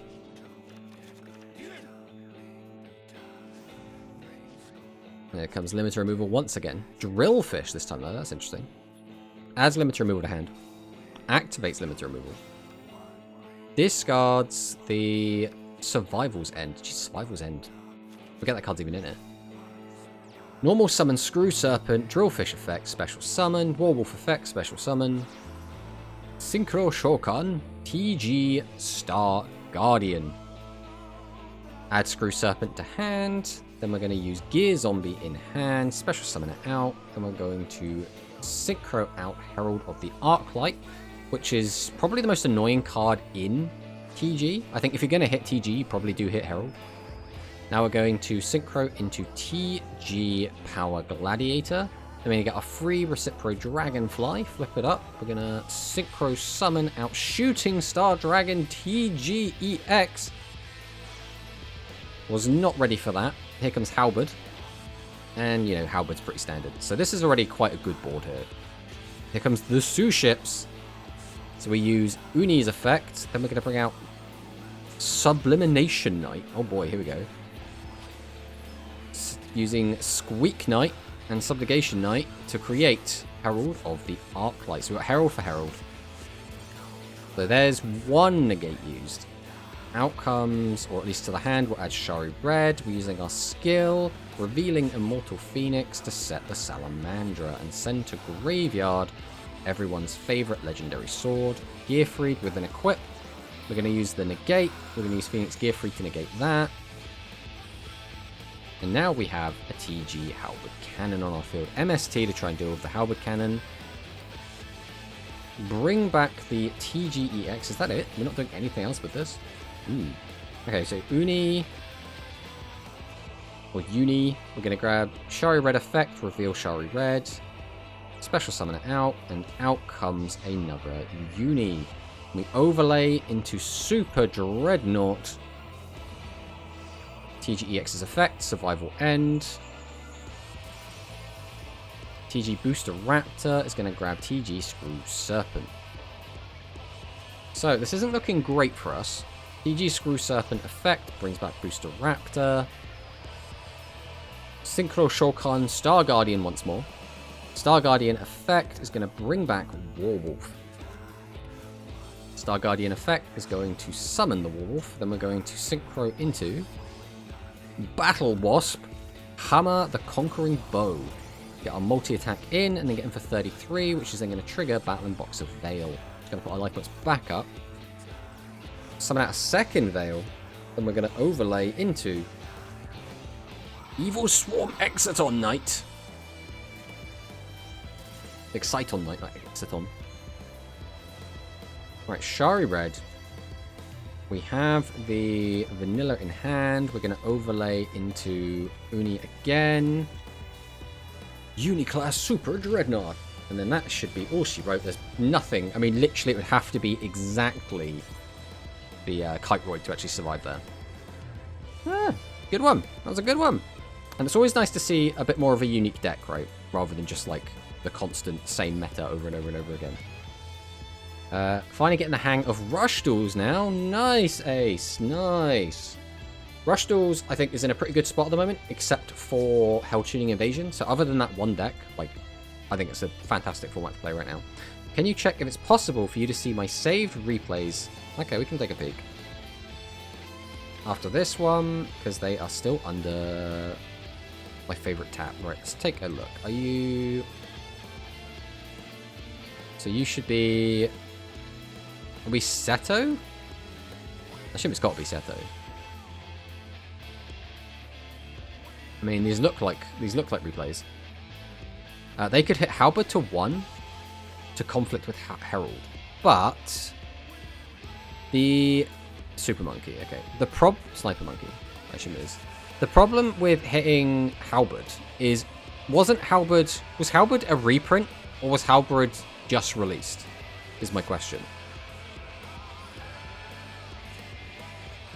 Alright, let's take a gander. Sniper Monkey same. Then again, we played 12 the other day. I think I won 4 of them. Roy was strong, but doesn't mean... I thought we went pretty even, Manicust, to be honest. It felt like we went pretty even. I wasn't, like, actually keeping track. Halberd is ancient, no reprint. Okay. Right, let's see what happens here. Cyber Dragon Core. Oh, thanks, Music, for just dropping us here. Let's put some good shit on then. Right, we've got the Overflow. Oh, would you look? It's Blazeman. And we're tribute summoning out the Dark Magician Girl. We're going to activate Floodgate Trap Hole, which is going to get negated by 7 tools of the Bandit. We are really going old school here. Raw Sense Light of all the skills, which has gotten us into Cyber Dragon Nashta. Floodgate Trap Hole on the... I mean, that was, if I'm not mistaken, Russia's very own Archfiend Soldier. Cyber Repair Plant gets back Cyber Dragon Core. Cyber Dragon Core effect. We're going to chain Veer. We add the Cyberload Fusion, which is looking kind of scary. We are just going to drop Cyberload Fusion immediately. Get out Rampage. Rampage is going to go ahead and pop that back row, which was a Draining Shield. We then get the double attack in, and that's going to be it. Can we not get more attacks? Maybe he's run out of lights. Get him for some direct damage. Destiny draw, so we can grab any card we want from our deck. We're going to activate the Monster Reborn, bring back the Dark Magician Girl, and have just enough damage to win the game. So, very much looked like we clutched victory from the jaws of defeat there. That Cyber Dragon deck looked at least somewhat competent. It was so stupid. I mean, that's what Yu-Gi-Oh! Is, right? Sometimes it is just little... It's the games that are memorable for really strange reasons, right? They're the best ones, right? Are you watching replays? I mean, we could just watch replays. I'm quite happy to watch replays. I'm quite happy to play. We're quite happy to watch. We're quite happy to do anything right now. If anyone's got any replays they want to watch, just add me. My friend's code is up in the chat, but I'll chuck it in again just in case. That's the wrong button. So there it is in the chat if anyone wants to add. And while we wait for people to do that, we will play one more game.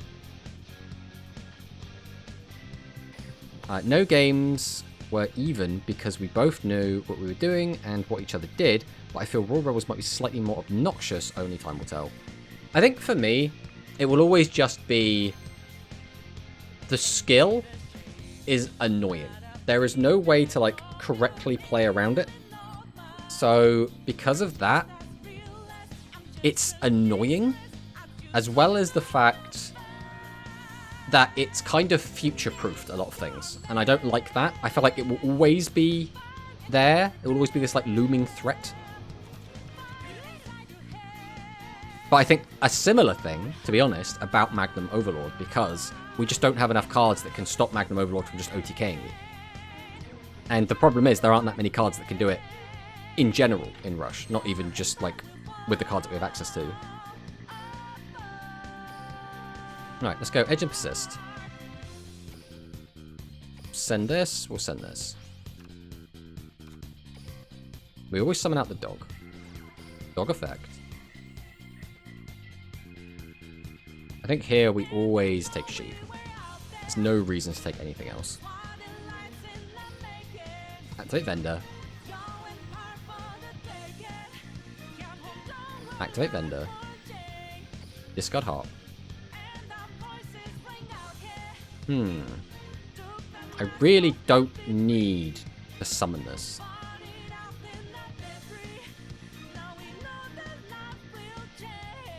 But I will. Dog. Just having more material is generally just always a good thing. So now we're going to bring out sheep. Activate sheep. We'll put dog back to hand. We'll bring back chain.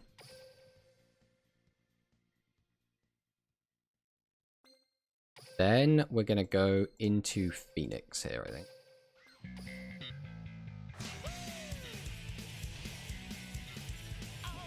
Phoenix effect. Discard, and we'll target this one. We'll use chain effect to take Frightful Fusion to hand as well.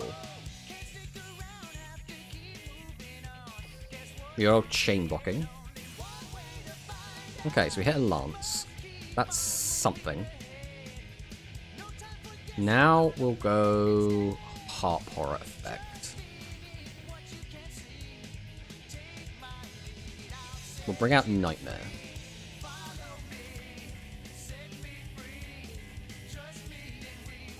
Now we're going to go into everyone's favorite, Galatea. See if he does anything here. Still nothing. Okay. So now we're going to go Nightmare. And doesn't matter what we boost. So the graveyard's going to be Skeleton. We'll then activate Galatea. Pop this back.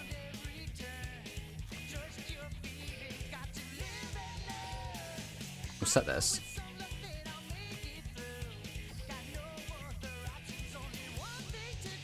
And then we're just going to go into Decode.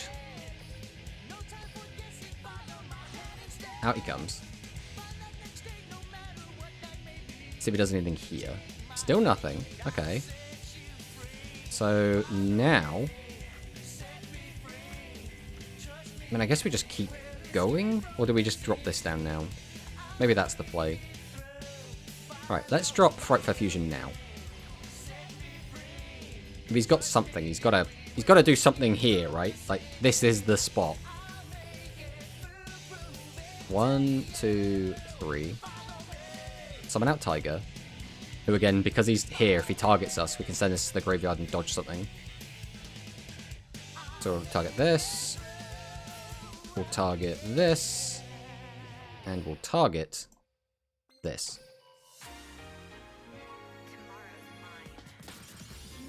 And just like that, it's all gone. Okay, I don't think we had anything to really worry about here. I guess we will still do this, just to be safe. I'm pretty sure we've already won. But, just to be super duper ridiculously safe.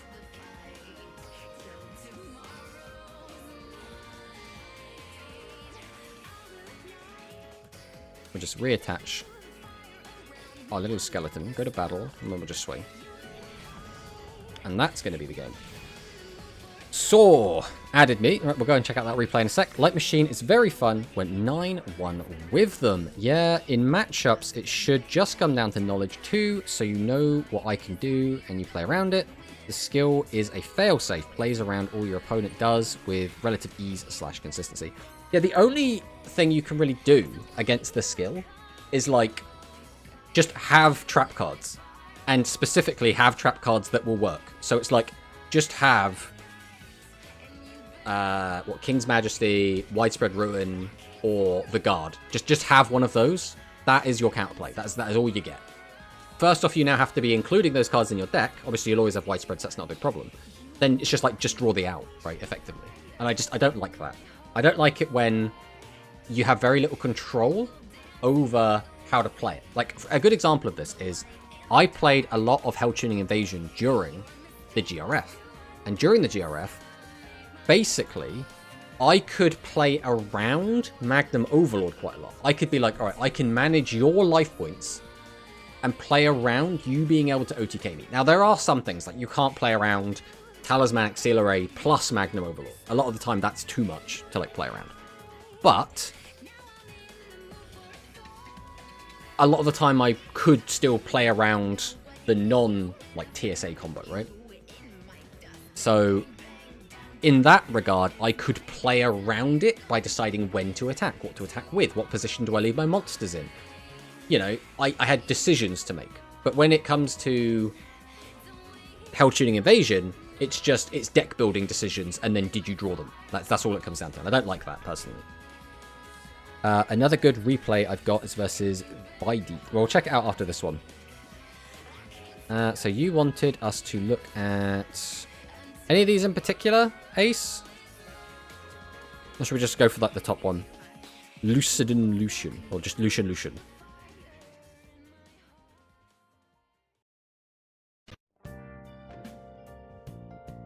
Not really? Okay, we'll just go for the top one then. Let's just check this out, see what happened.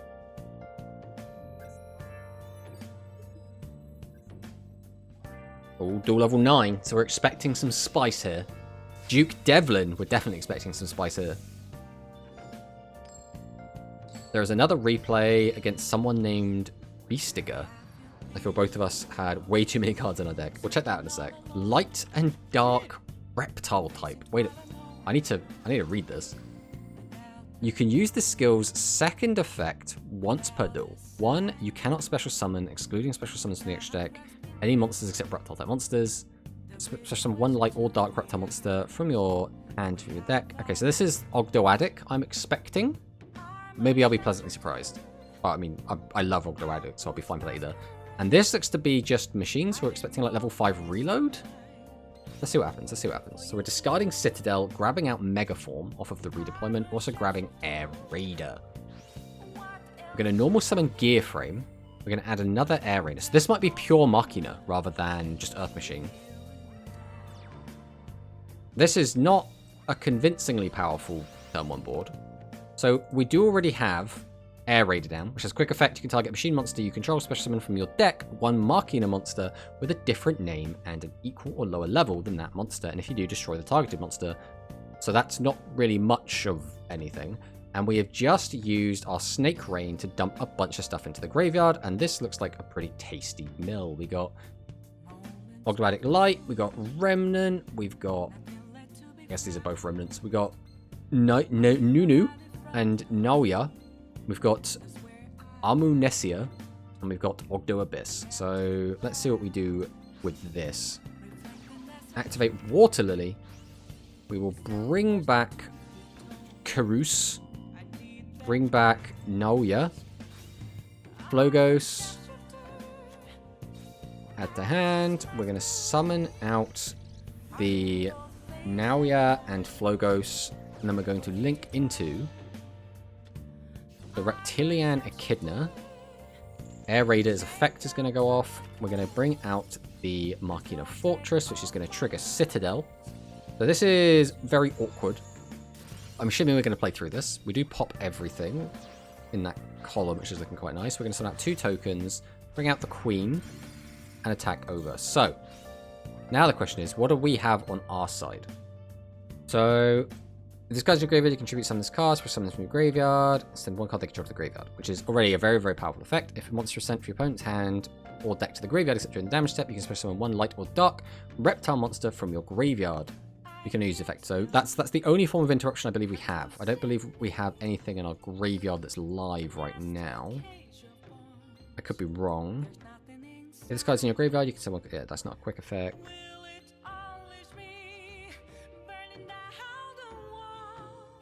Yeah, I'm pretty sure the only form of interruption we have is this. So let's see what happens. Alright, so Lance comes down. We're going to use Overlord's effect. Send everything. You can send all monsters on the field to the graveyard except face-up monsters special summoned from the graveyard. Very, very powerful effect. And then we're just going to attack in lethal. Alright, pretty standard Ogdoadic. Get fucked. Market a player, I guess. Alright, so I can't kill anyone. Wanted to show us another replay. He wanted to show us Vidit. This one. Let's take a look at this one.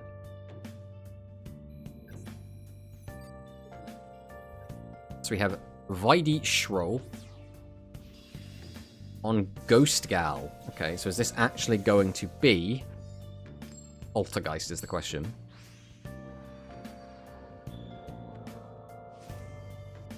Salamander and Phoenix. Sky Strikers. Okay. Let's see what happens here then. We're going to summon out Spellbook Magician of Prophecy. Activate Secrets. Grab out Knowledge. We're just playing this as an engine. Knowledge. Roland. Hello, Roland. Wasn't expecting you here. Roland effect is going to add the Gearfried. This is an awkward... We paused with nothing on board. Okay, do we have anything, like, live right now? Anything in our hand? None of this in the graveyard does anything. I guess it would have to be the battling boxer, right? I forget what his name is.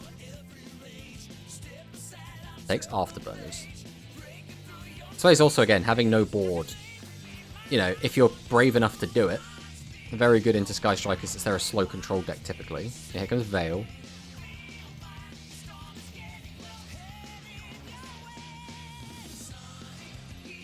Here he comes. Cairn Gorgon. Double Widow Anchor. Okay. Part of me wonders why we even bother. I guess you wanted to get all the material off it either way. And then, yeah, he just scoops. I mean, yeah, just, you know, Cairn Gorgon. It's almost funny that this doesn't have a once per turn effect on it, but you know, that's how it goes. No board, best board.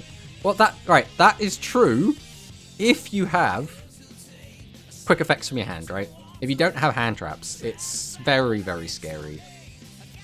And then just Martin wanted us to watch Beastiger.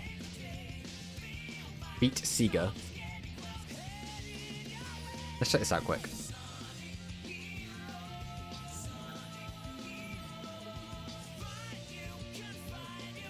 The replay was named Traffy. Okay, well, we'll quit out of this and take a look at the Ilman. See if we can. There we go. Alright. Traffy is who we're looking for here. This one. Alright, let's have a look. I didn't need to use Cairn Gorgon twice, but since I could make Uni XEs, but I did it for the psychological damage. You always go for extra psychological damage. That's like, it's a must-do. Right, we win the coin toss. Run a rank-up game.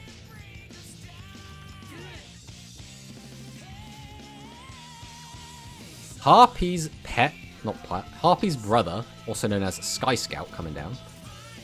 Into Beta, Shield, and Sword. Oh boy. Rainbow Life and Dark Blade. This is my childhood right here. Lightfall Sword coming down. Just hit that card out of our hand. It was probably a piece of Exodia, you know. Elemental Hero Heat come down. This is just 1800 beaters the game. Flying Elephant. Everyone should remember this card from the Pegasus versus Bandit Keith duel. Abyss Actor Trendy Understudy. Okay. Not sure why you would just randomly put this in the Pendulum Zone. But he's there. Once again, we have our Ace Monster, Dark Magician Girl, hitting the board. Lightfall Sword's effect will now end. We'll get our card back. Here is Gamma the Electromagnetic Warrior. At least there's some sort of like deck building element going on, right? This is kind of a Magnet Warrior list. Although 2000 wall is proving to be too much to get over. Another 2000 attacker still can't clear the Electromagnetic Warrior. Sasuke Samurai, we're going for that tails. Oh no, we got the heads. So that is going to just immediately lose the game. And yeah, there we go. I have another one versus boosted power. All right, we'll watch one more from Ace.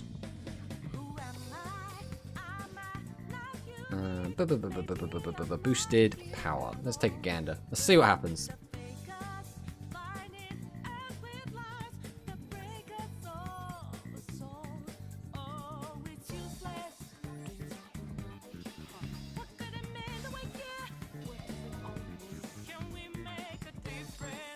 Where are the rush replays? I mean, if you've got any rush replays you want us to see, Manicust.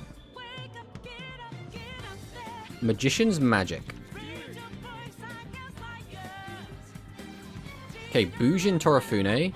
We're going to special out Centipede and Mahetotsu.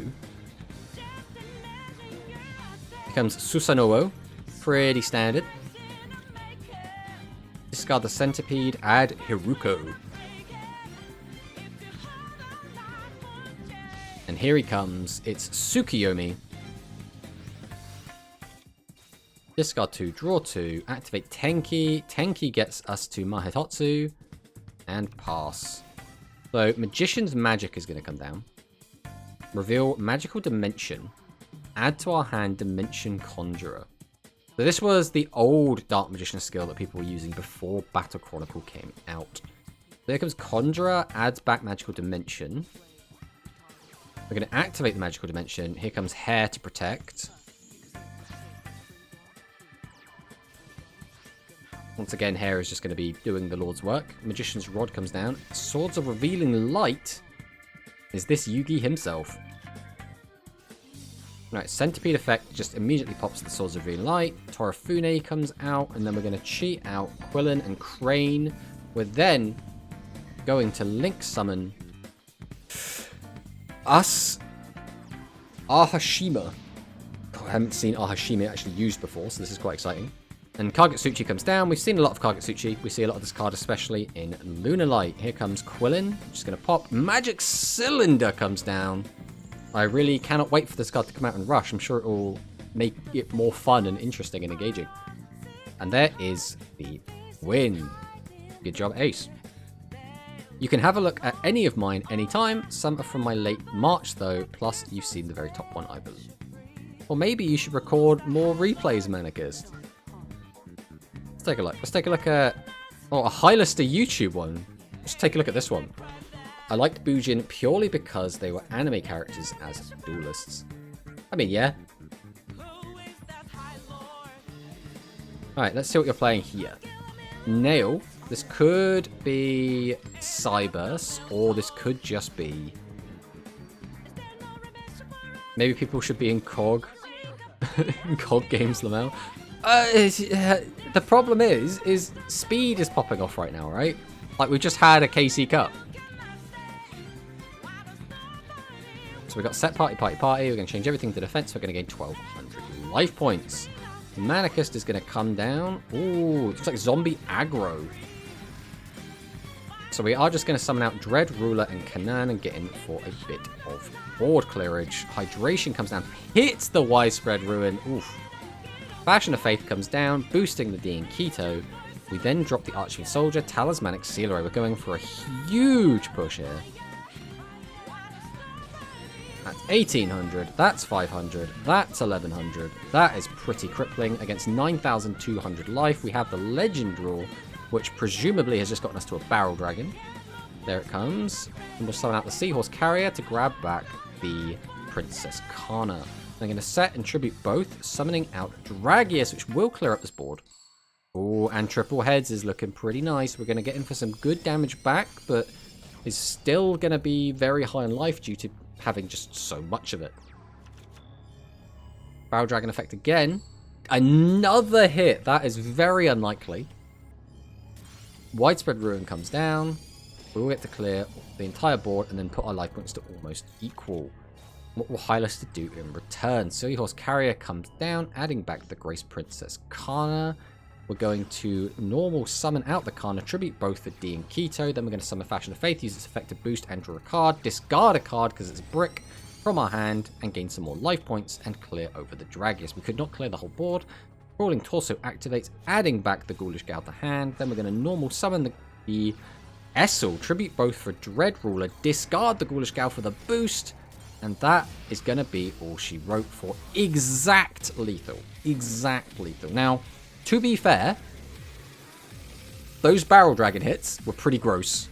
At the same time, both players popped each other's Widespread Ruin, so it did feel pretty good there. Maybe people should be in more KoG games. Yeah, again, we're at a weird point where it's been a while without us having any Rush product, so I wouldn't be surprised if KoG is looking a little bit barren for the time being. Subscribe to Hylister on YouTube, guys. I mean, obviously, that is something everyone should be doing. And do we have an easy way to do that? We can go and drag it in.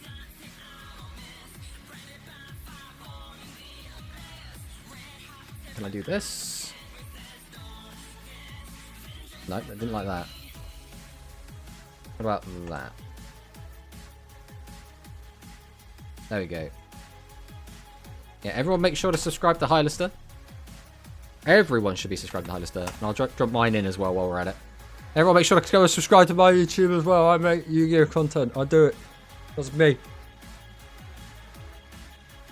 If you want childhood gameplay, I think the top of my replay list takes us way back to the last episode of the first Yu-Gi-Oh series against Jordan. Alright, we'll check out that one, and then we're going to get back into playing some games. It's a quick duel, though. I mean, even better. Most of my replays are with me trying new decks rather than blowout wins. I mean, yeah, it's a weird one, right? Because my replays get cleared out a lot, but that's because I use them for videos, right? And generally, when I'm recording for videos, I'm looking for variety of opponents. I'm looking for a big blowout, either against me or for me, because that makes the video more exciting, or looking for something that really demonstrates what the deck can do, right? Either one way or the other. So, like, I always have, like, very specific criteria that I'm looking for. Seto. And he wants it versus Jordan. Right, let's take a look at this one.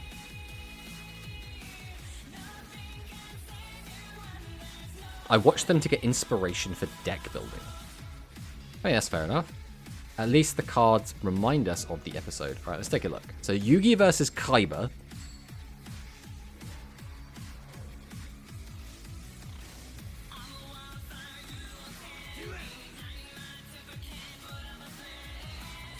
Well, here comes the tricky.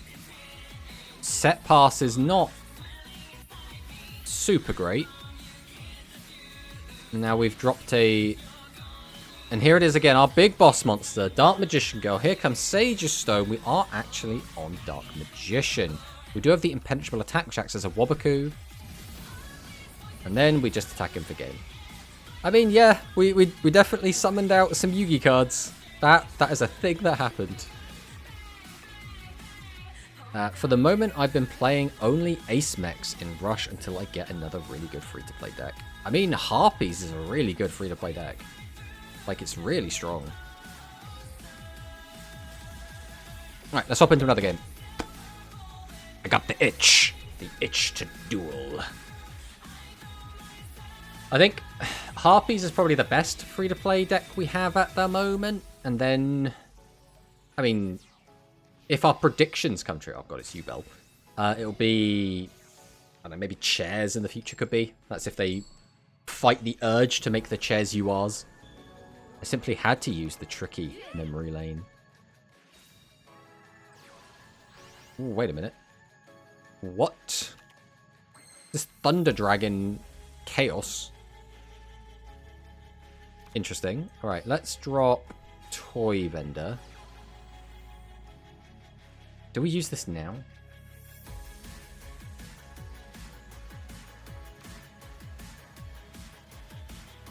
No, I think we're going to activate Orchestrate Return. We're going to discard the Nightmare because it literally doesn't do anything for us. Okay, that puts us in an okay spot then. So now we can activate Toy Vendor. We can discard Harp. That's still fine, but it could have been better. Alright, so now we're going to normal summon Bear. We'll go ahead and activate Harp. And this is going to bring out Symbol Skeleton. Then we're going to go into Galatea.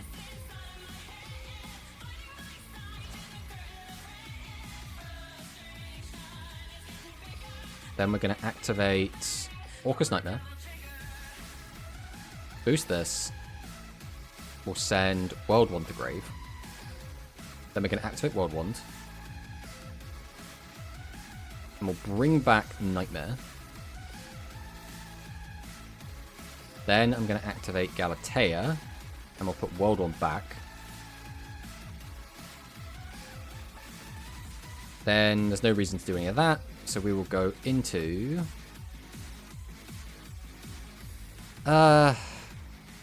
we just do you?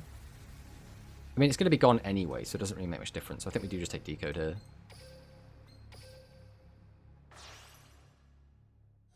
So out comes Decode. Then we go Symbol Skeleton. Bring back the Galatea.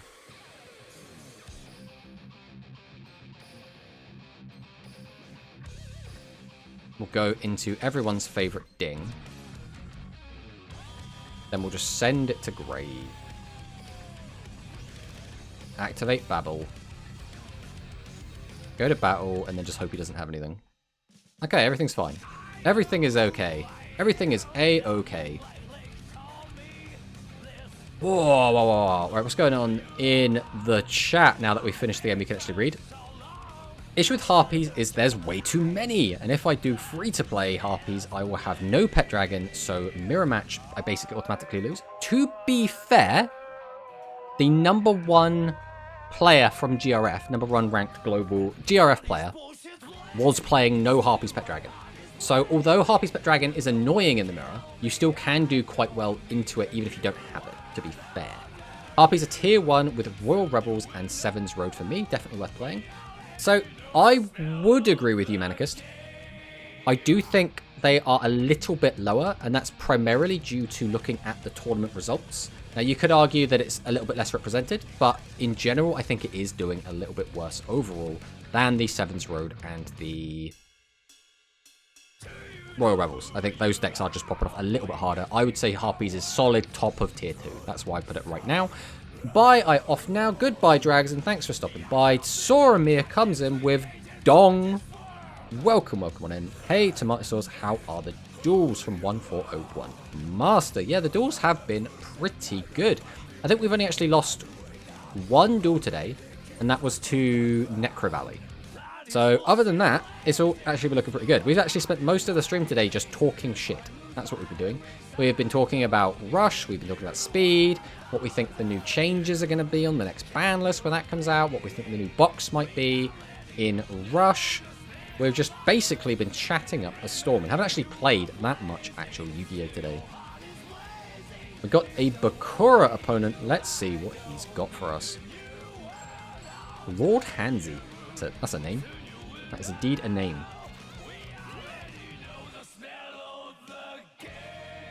Okay, this is a hand. It's not a bad hand. This is not a bad hand. This could be a better hand, but this is not bad. We're probably normal summoning Skeleton, which is a little bit awkward, but it is what it is. Hey, Dingast, welcome on in. The classic random Necro Valley. Exactly. And the worst part is, we had the out to Necro Valley. We just went into a Nightmare Phoenix.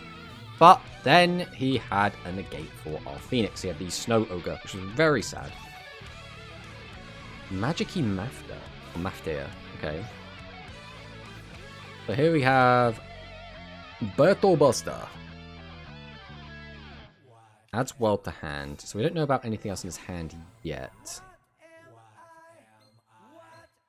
He's got World. So we can add the Gez Glasser. Activate Maftail.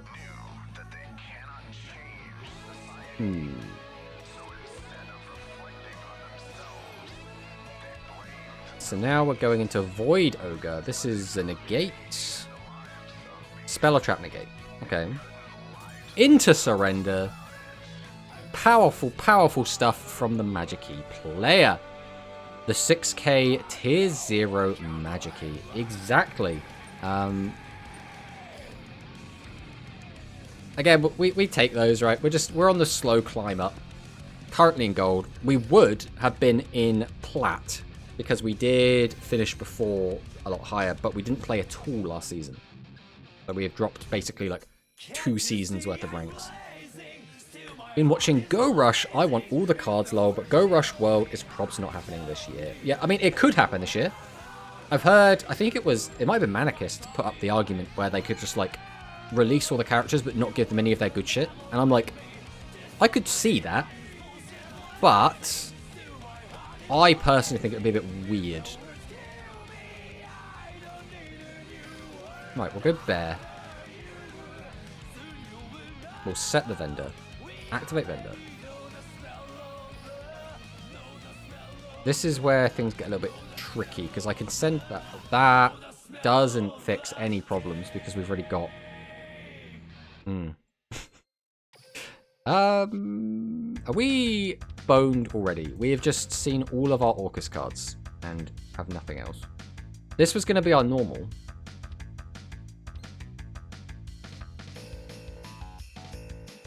I can use that to get that into grave, but that doesn't get me anywhere.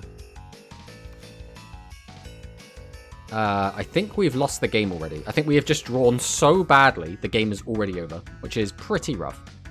Magic Key can be very good, but it's inconsistent. I mean, I say the same thing about this deck, to be honest. It can be good, but sometimes you draw like shit. And we've just literally drawn 3 Garnets in Nightmare plus Skeleton plus Right Fair Fusion.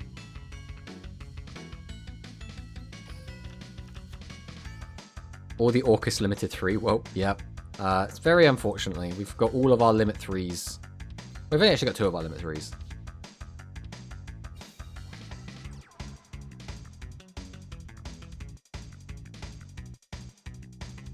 The issue we have here is, like, where do I go from here? Right, I need a normal, and then I need to get a special. So I'm going to have to use Symbol Skeleton for the special, which means I won't be able to use my full combo. And that's assuming I'm not already dead. I'm going to lose to Dark Magician Blue Eyes, the deck. This is very rough. Yep, that's an Ultimate Fusion.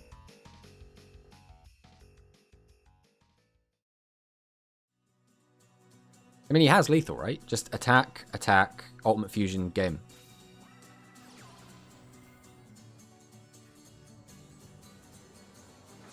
I mean, this should be lethal either way. He'll gonna pop the monster, then I'll have nothing, and that's just lethal on board. There's a chance he like doesn't click the monster, so we should wait. But even then, this thing can attack twice, right? 2 attacks on monsters. Oh, okay. Wow. Why?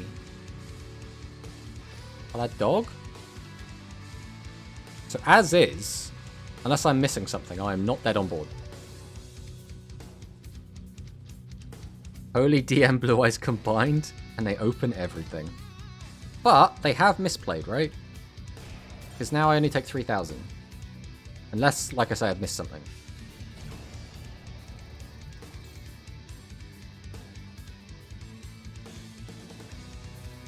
Okay, we have a chance. There is now a chance.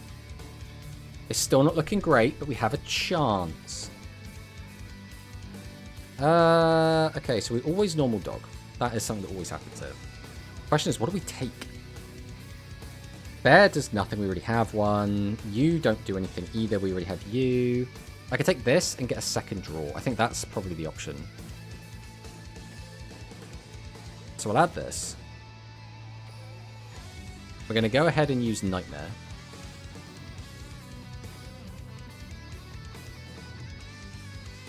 Could send this to grave. I actually forgot that was in there. Then we'll go Bear. There gets us to Vendor. Flip this over. Activate Vendor. Discard Wings. That's fine. Now we'll go Wings. Banish Bear. Draw. Use the effect of Vendor. Now, I guess we just take Sabers, right? There's no reason to take anything else right now. I'm going to use Edge and Persist. Send Sabers, send Chain.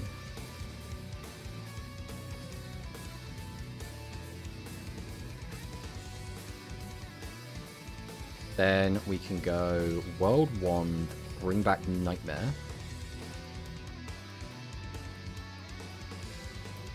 Into Sabers.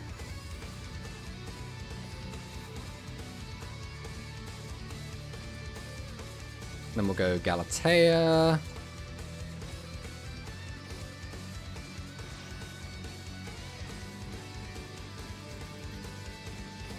Then we're going to go... Oh, we can't do that one again. Okay, in which case we have to send this back. We'll grab out the Babel.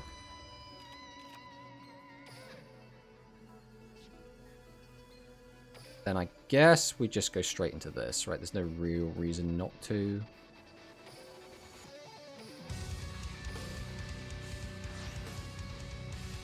Summon out the boy. We'll go Symbol Skeleton. Bring back Galatea.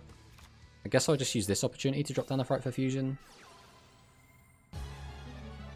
Just go for the double pop, I think. I don't really want to get too cute with this.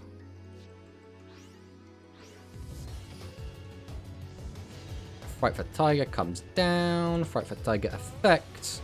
We're going to go ahead and target the Blue Eyes Twin Burst. And we're going to target the Apprentice Illusion. Then we're going to go ahead and summon out the one, the only Dingesu. Oh, thanks, music. We'll add Symbol Skeleton, and then our opponent will concede. And yeah, that was a game where we bricked so hard we couldn't do anything, and then we just didn't surrender because we thought our opponent might misplay. And then our opponent misplayed. So... I mean, we'll take it. We always take it. Almost in plat. The only thing is, I actually do wonder where you find the most Blue Eyes players. Because there are some people I think would make an argument that Blue Eyes is going to be mostly in the lower end. Because there's just a lot of Blue Eyes players down there that, you know, are just playing Blue Eyes because Kaiba. And don't really know what they're doing. But also, Blue Eyes is a competent deck. And quite easy to climb with. Therefore, you'll see it going up higher as well. So you're always going to see Blue Eyes, like, no matter what kind of meta or regardless of what, like, rank you're at. There are two people, and there's Soromir with the dong. There are two people in top 10 KC that play TG. Alright, we need to concentrate on this game a little bit, but we will take a look at that in a minute. I think we always start with Orchestrate Return, right? Let's dump for a couple cards. I mean, that's a little bit annoying, but it's also kind of fine. Now we'll go Bear. Grab this. Flip this over. Activate. We'll discard Wings. That's very amusing. I think we're actually going to summon out Nightmare here. Now, I could use Wings here, but I don't really need to. I think instead we're going to summon Dog. Use Dog effect. We're going to go ahead and grab out Sabers. Then going to go ahead and activate our skill. We're going to dump Sabers. We're going to dump Chain. We're going to special summon Sheep. We're going to activate Sheep. Put Dog back in hand. Summon out Chain. Then we're going to go straight into Galatea. We do it like this because then we don't draw into our garnets. Well, that's the hope at the very least. The effect of Chain gets me to Fusion. Then we activate Nightmare. We're doing this to get the World Wand out of the deck, so we don't draw into that. Then I can even go World Wand here. I think we will. Bring back Nightmare. Then we're still going to do like all of this. I guess we fire this now. Makes the most sense. So we'll use Harp, bring back Symbol, or bring out Symbol. We'll be using that in a minute. Then we're going to use Galatea, or put back World Wand. Because now I guess we'll find to draw it. Because we don't want to draw into Babel. Then we're going to go into everybody's favorite, Decode. God, this looks like such a gross turn 1. Right, Decode comes down. Then we can activate Symbol Skeleton. Bring back Galatea. We're then going to overlay into Ding.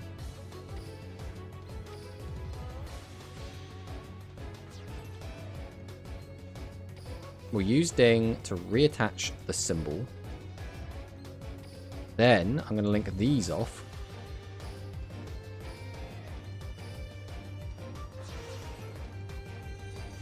Into Long.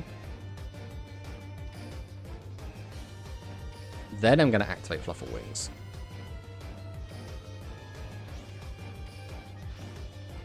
Then we use Toy Vendor. And we'll use it to grab out there. Then we can activate this. And now we have a negate. We have the potential to banish his stuff with Long Gearsu. And we have the ability to bring back our Ding for another send. Now this is arguably not our strongest board because we don't have just flat out Ding, right?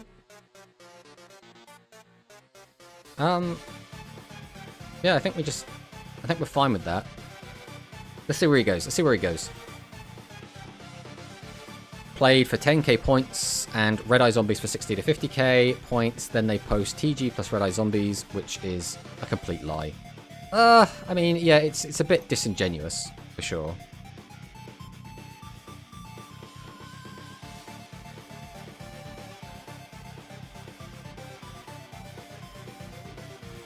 TG was a flop. They insta-lose to every zombie deck. Yeah, TG's been doing alright in tournaments, but yeah, in the top 10 it's definitely a bit weird. Okay. I'm confused as to where we're going with this. Oh, we're going to use Soul Cannon's effect to pop.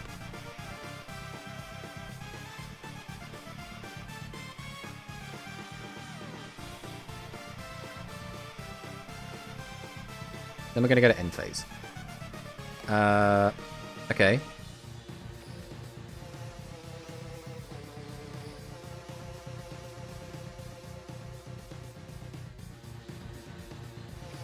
So now I'll bring this out.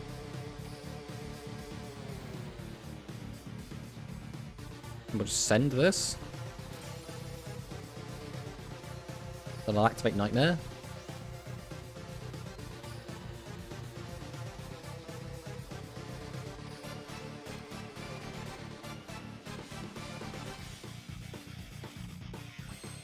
Well, there's Toy Vendor. Doing Toy Vendor stuff.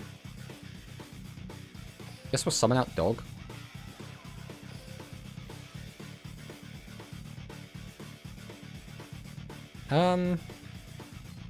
So we will activate this. Because I do want to put this back into my deck.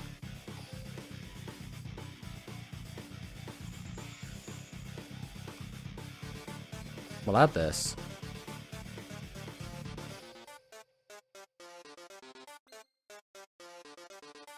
I can't, like, make any of those in a convincing manner, though. It shouldn't matter, right? We should just have lethal through, like, anything. So I'm just going to get a battle. We're just going to swing. What has he got? Has he got the boy? The man, the myth, the legend? I don't even know what this one does. I don't think I've ever seen this before.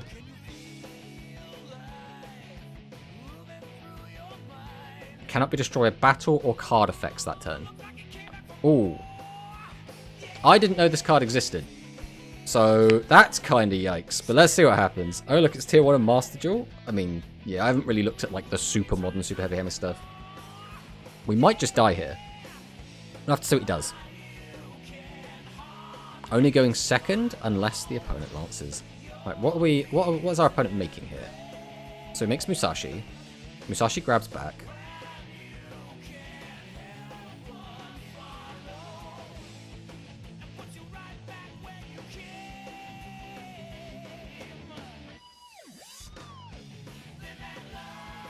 Wait, do I have no effects live? Oh, because I don't have any spaces. Ooh.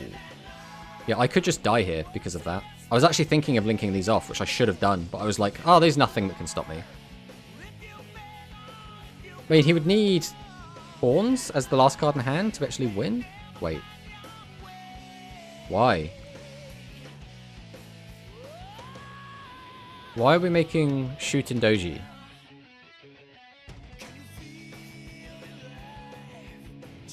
I'm confused. I'm now confused. I was expecting for him to have prepped. Grandora was using that super heavy samurai hand trap before we had August. I mean, very well might have done, just I wasn't playing then. I've been very kind of on and off. Okay. But that just doesn't he still just die? Yeah, we'll go Heart Power here, why not?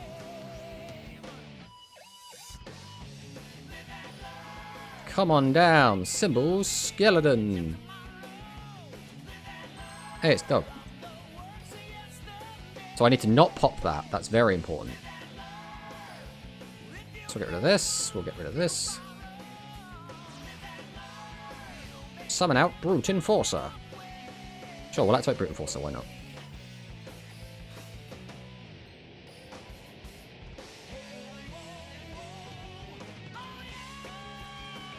Hey, it's Flutist. Aha, but what if I... Symbol Skeleton. Bring back Dingirsu.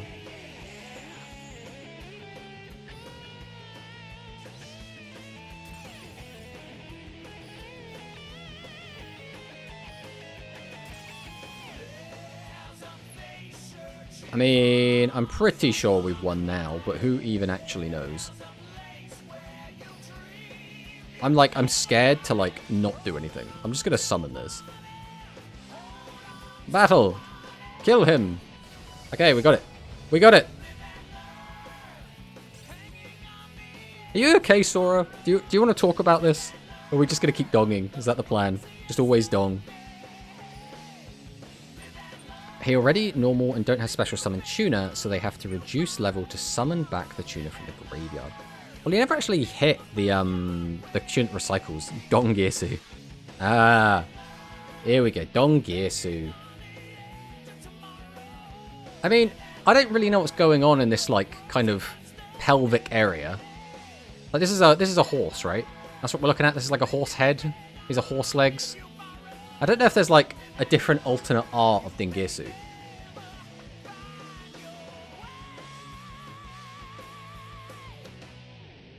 There's, like, some fan art, which looks pretty badass.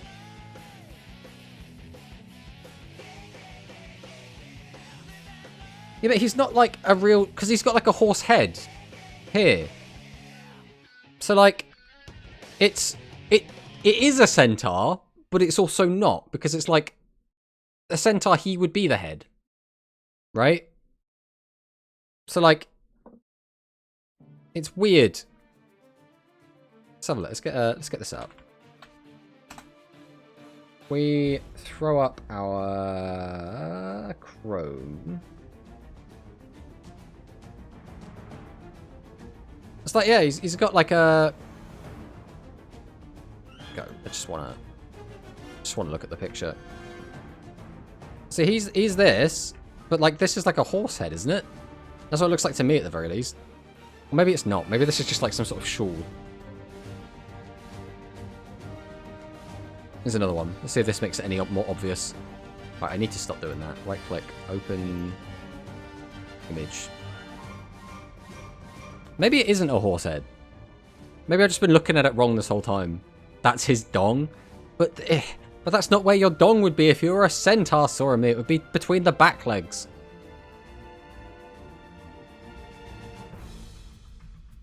I prefer Dingaling and do your thing, Performer Power Dingirsu. I'm not sure about Performer Power Dingirsu. Oh, that's a head alright, but it ain't a horse's. Starting to think we're getting a bit derailed here, but at the same time, it's very important. Here we go. This looks like it would be a good like representation, right? And this is where the dong would be. In fact, this shadow is almost a little bit... I mean, it's in completely the wrong place, but it's very, very phallic.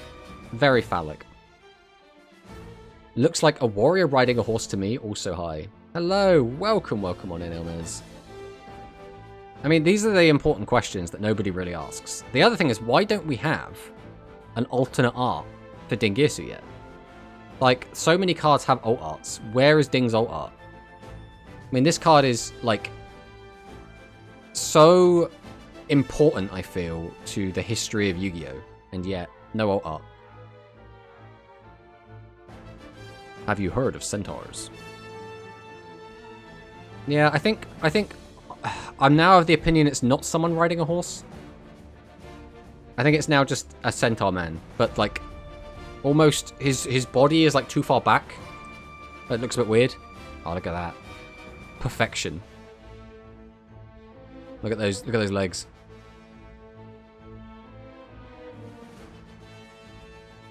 Yeah, I don't think we're gonna find anything else. Oh, is this like chibi? Wait, is Dingirsu a woman? Have I missed this whole time? Something tells me this is creative liberty has been taken with this, but you know.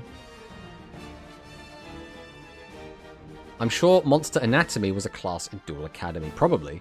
Any normal summon removes Halberd or Herald because they fool our Spirit Master and they can run 3 hand traps, 3 droplets, 3 burial to break that board. They don't play Spirit Master. A Centra or? First of all, hello, and a sec, yes. Alright, let's go back. Always go back. Return to Monkey. And we'll jump into another game. Let's get another game, see if we can summon out Dongirsu.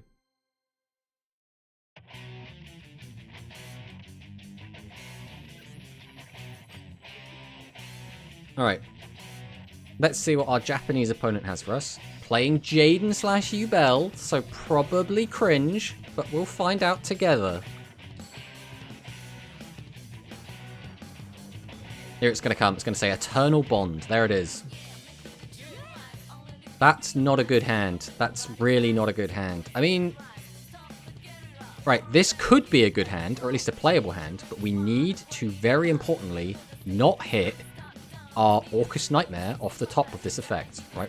Very, very important. We don't hit Orcus Nightmare.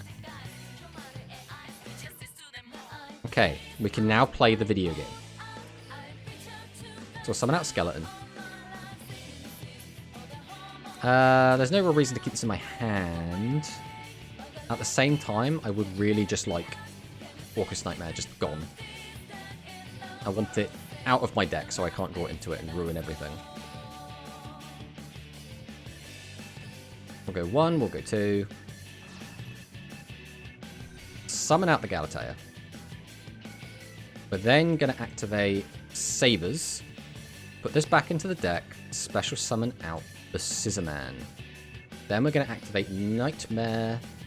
Target the Galatea. And we're going to send World Wand to the grave. Then we're going to activate World Wand. And bring back Nightmare.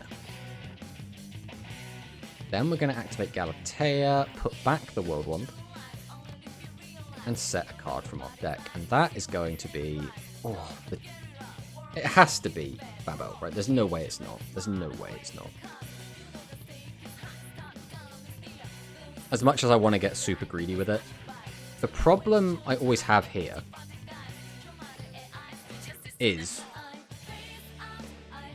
Ding is always super awkward into this board, especially since they can just burn you through everything anyway.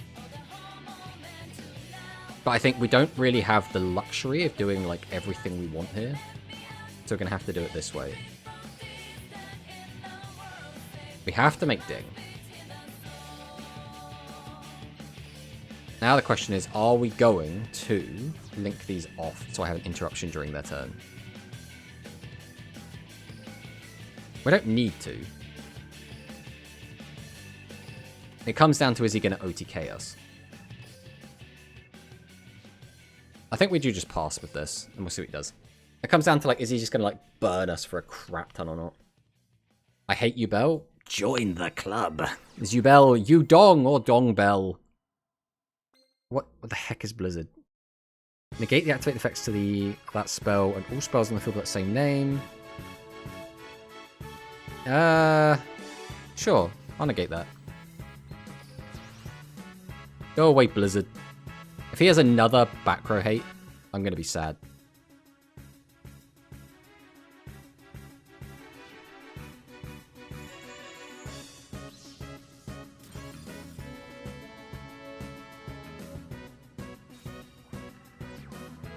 Oh my god, it's Yubel. Oh my god, it's the Eternal Bond skill. Oh my god, it's Yubel Terror Incarnate.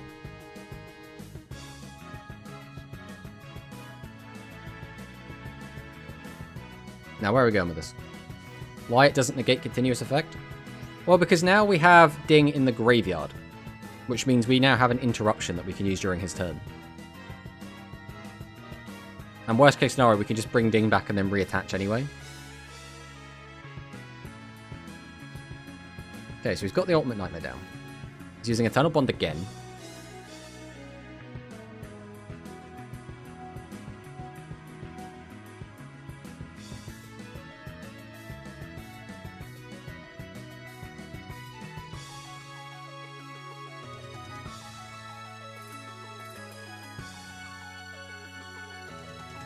So what is he going to take?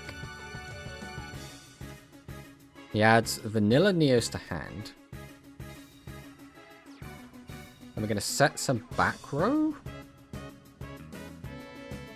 Then he's just going to declare an attack. So do I just get rid of the monster?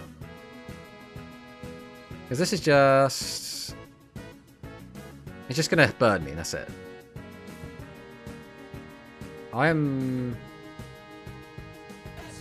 fine with this. I will let this happen.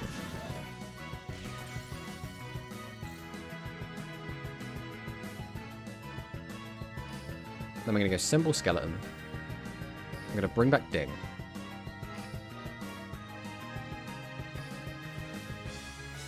We're going to send someone's back row. Draw for turn. So now, I think we have to summon Dog first. Book of Moon is kind of fine. Like that does nothing. That does literally nothing. What are you doing? What do we have in grave at the moment? Do we have any Fluffles? We do. Okay, so we will take Wings.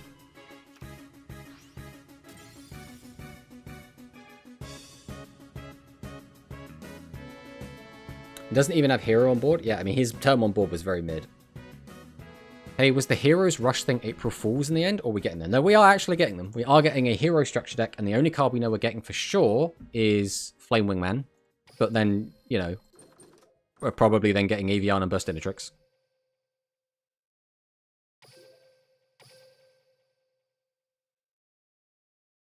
Oh, thanks, music, for just randomly stopping.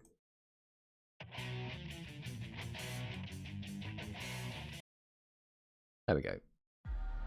Alright. Let's go again. Let's go again! We always go in. Wait, Rush has heroes? Yes, we are getting a Rush product. A hero structure deck coming to Rush. Soonish.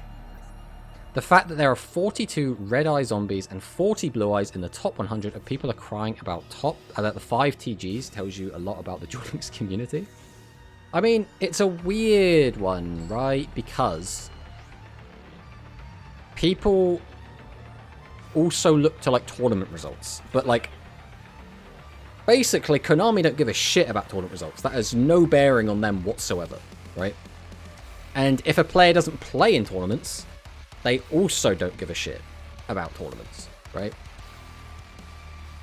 So people are trying to make Rush, or not Rush, people are trying to make Duel Links more competitive by, you know, having tournaments and have that be like the competitive version of the game. But, you know, the average player and Konami don't care. That those aren't relevant. They care about ladder and best of one and... Right, summon out Fluffal Dog. There's something here. So we could have a Veiler. Could be Book of Moon. I can grab this, but that doesn't... it's greedy, but I think we're going to take the wings. Like, it's so very greedy, but we're going to take the wings. We use Bear Effect.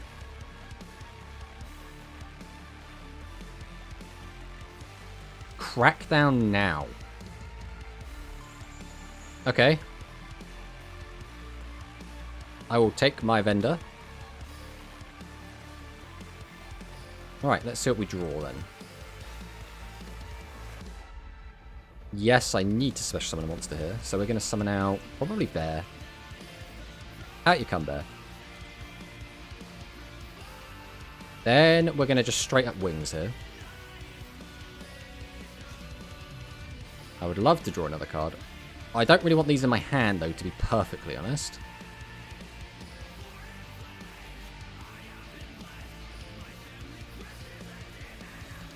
So now we'll summon you. I guess we always have to use Sheep Effect here, right? Pop you back. We'll bring out Chain. So we still have you in the back pocket. We're going to get access to you, so this is still fine. Although I think we should probably... Either way I get a discard. Discard equal good. The problem is we still don't actually get what we need unless we get specifically... Nah, because this hand is just really bad no matter how you spin it. Right, we're going to do this then. We're going to go 1. We're going to go 2. We're going to summon out Phoenix. We only need 2 pops. So I don't need anything else Fluffle-wise from my hand into the graveyard. We already have 2 cards there. There's no point in having Symbol Skeleton stuck in my hand. At the same time, it doesn't do anything without summoning it out anyway, so I'm actually tempted to just get rid of World Wand. Then we pop Crackdown. I can then use Chain. This adds Frightful Fusion back to hand.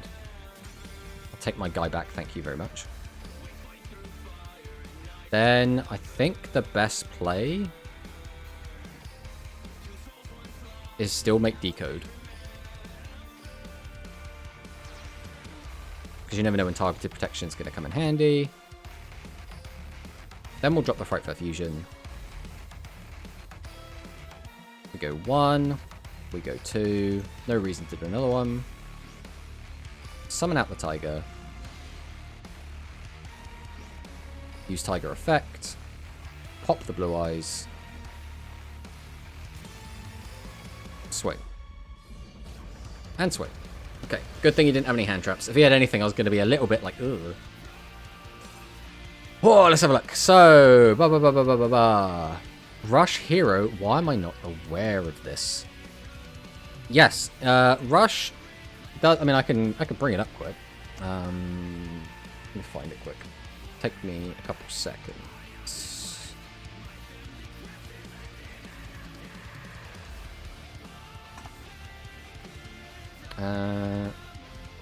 We go to Chrome.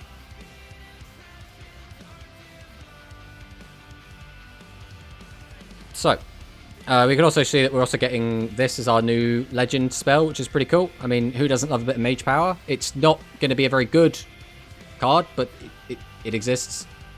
And then, where is it? Is it here? No, it'll be way further down, won't it? It'll be... Oh, look at that as well. Beautiful, beautiful. Gotta find it now. No, it'll be before you. Is it here? Might be this one. It'd be lovely if I could read it. There we go. Structure deck Birth of Heroes. Product release 1 pre-built deck. Let's make it a bit bigger so we can actually see it. Includes... What does it say about it? There we go. It has been decided that a warrior-type structure deck centered on elemental heroes will release in Yu-Gi-Oh! Rush Duel on Saturday, July 13th. You can play Rush Duel immediately after purchasing this game, so it can be drawn both experienced players and beginners. One bonus card, we randomly select out of 14 types included in this product. Be high rarity. There's also an overrush rarity of E-Hero Flame Wingman. So there we go. There is that. Logically, Blue Eyes, or more exactly Battle Chronicle, should be nerfed because that's what dominates the ladder. I mean, I would love to see that. I don't think, though, that Konami want to hit Blue Eyes too hard because they understand, again, a lot of people really like Blue Eyes and a lot of people play Blue Eyes. So, Fluffalcust. That's weird. And Zombies are like the second deck that dominates. I mean, Zombies as well, just so annoying. Like, Blue Eyes and Zombies are both very, very annoying. And I want to say that extends to Shiranui as well. I love when people crack down my Uni XEs in MP because basically just handing me a free back row zone lock versus them. Always good, always good. I think people don't realize Crackdown doesn't negate effects, it stops you activating, so when they chain it to something, it's usually a misplay. I mean, yeah, but you'd think you'd learn after doing it once or twice, right? Gotta love non-readers. I mean, that's most of the community, my friend. If it's coming in Duel Links soon, I hope it's cheap. I mean, we don't even know what's in it yet, so we're a little bit in the dark with it. Structure, that's how cheap. 500 plus gems, $11 most likely. Oh, cool, heroes are coming to Rush Duel. To be honest, I think they're adding this for more nostalgia bait. They could potentially add the Duel Link events. I mean, probably, yeah. But is that a bad thing? Like, the other new deck that we've had recently is Magnet Warriors, and Magnet Warriors is doing okay in Rush Duel at the moment. It's doing pretty good. So, you know, it's not a bad thing to have nostalgia bait. At the same time, it is a bit, like, weird, I guess. Well, so, by the way, speaking of Rush, since you're Rush expert, I mean, I don't know about that. What do you expect to come in Rush? So we were talking about this a little bit earlier, Elmaz. We were talking about all the different... In fact, we still have some of the stuff up here. We talked about all the different stuff that hasn't come out yet. And, like, what would the next logical gap.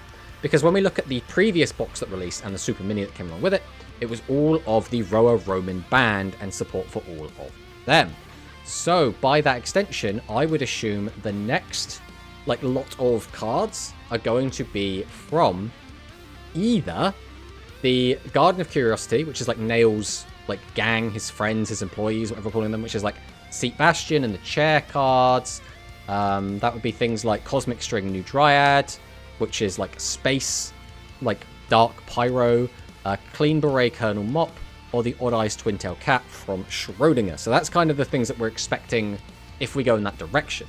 The other direction they could take is skip all of that, because all of those decks kind of suck really bad and would need such overpowered skills to make them usable. I don't think they're gonna... I don't think it would be good to have them all in a box together, because that box would be uninteresting, kind of boring, not really fan favorite, any of those archetypes. Again, they'd have to release such extremely broken skills to make these cards playable. So I think put these cards as like low rarity box chaff instead, and instead focus on the heavy cavalry machine club, which is going to be the worms, the earth machines, winged beasts with like the trap pigeon stuff, arguably the beast stuff, but the beast stuff is kind of weak anyway, and then kind of the fire pyro, or no, earth pyro, like mag massage stuff, which are all from this pack basically, at least a lot of it is. So they could also go down the route of bringing out the insects, because they also came out around this time. But I think that would probably be in like a follow-up pack. But I could see them bringing out stuff like Mag Massage. Oh, it is a Fire Pyro. I thought it was Earth Pyro. But none of these cards are particularly great. I hope we get more Harpy support in Rush. I could see more Harpy support, and I could especially see it because one of the... I don't know if I should call them a main character, but one of the like the characters from... one of the bad guy groups uses, like, the Blasting Bird, uses the Trip Pigeon stuff. And specifically their boss monster is Night Vision. So if they do release more winged beasts, they could just tack on other winged beast support, which would be harpy support, right? So I could see that being a thing. I would love to see the chairs. I just think without like a really good skill, the chairs are probably going to feel a bit mid. Because like, so there was Dark Ruler of the chair, which is fine. Basically, it gains 3000 attack when it's next to the chair, right? But only during the turn you attack. So attack is a 3k, and then it'll go back down to 0. And then so during your opponent's turn, they'll just attack over it and basically get a direct attack in on you, which kind of sucks. And then they immediately power crept it with the Abyss Dark Ruler of the chair. Which, I mean, do we have like the actual card rather than look at the anime version? That ever loads. But it immediately got power crept by just a better version of that card. So I'm not really sure where these cards are gonna like be. It's a bit awkward to like fit them in. But again, I think just having a box with just these cards is not going to be very good. I don't think it's going to be good for anyone. Screw it, have a skill that dumps like 10 chair monsters by revealing throne. I mean, all right, now the question is, would you get them out of your deck and send them to the graveyard? Or would you create them out of nothing and put them in the graveyard? Because there's a very important distinction between those two effects, right?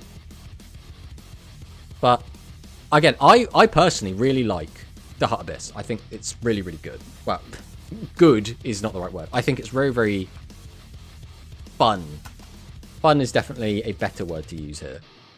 But I have played like a decent amount with them, because even on the old YouTube where we do character draft, like I played a decent amount of chairs, and I don't know if I could say I had like decent success with it, but we always went in with the idea of we're probably not going to win, but we're going to have fun, right? That's kind of the logic we always went with. So if let me see if I can find something quick. This is probably a good. I have to mute that.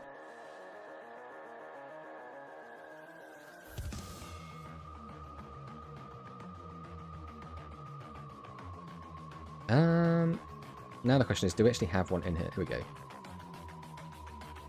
This will do. So if I come over here. Right, let's turn off the Doom music for a sec. So we don't have to bother listening to my stupid voice. But we can see just a little bit of the deck that we were playing at the time. So again, nothing too crazy here, but we were playing like the 0 attacks. We had a lot of like level 1s, so we were using things. Why is the quality so bad? 360p? Come on, bro. Is there like a better way that I could show this off? No, that's probably fine. But like, I really like the these cards, right? Like the chair stuff, I think is really, really cool. The problem is, again, your turn, you have like a big swingy turn. So if we can find a turn when we actually get a big swingy turn.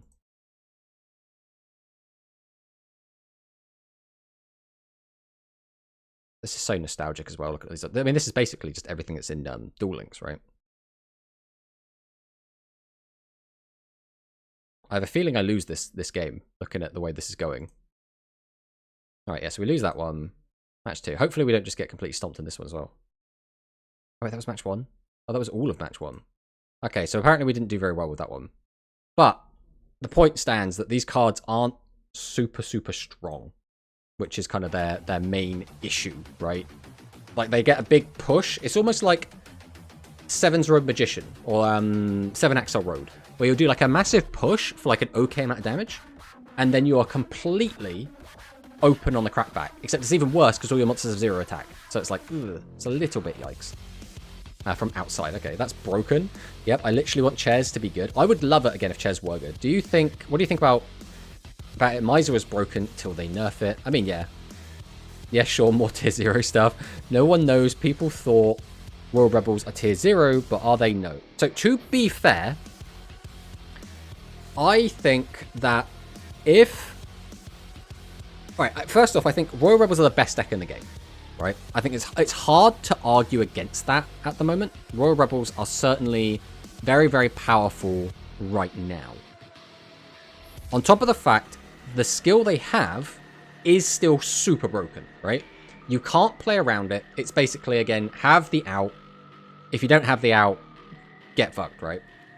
But on top of the fact, there is nothing coming in the future that will really fix that issue. That skill, as long as it remains unchanged, is always going to be kind of looming as this weird threat. Now, again, you can make the argument you have to discard a card, you always end up low on resources, but that doesn't change the fact your opponent can't really play around it, you can't really play against it outside of just include the trap cards that deal with it, right?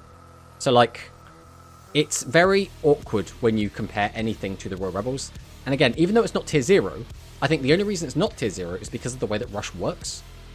If Rush wasn't a draw 5 cards each turn... what's the best way to, like, sum this up?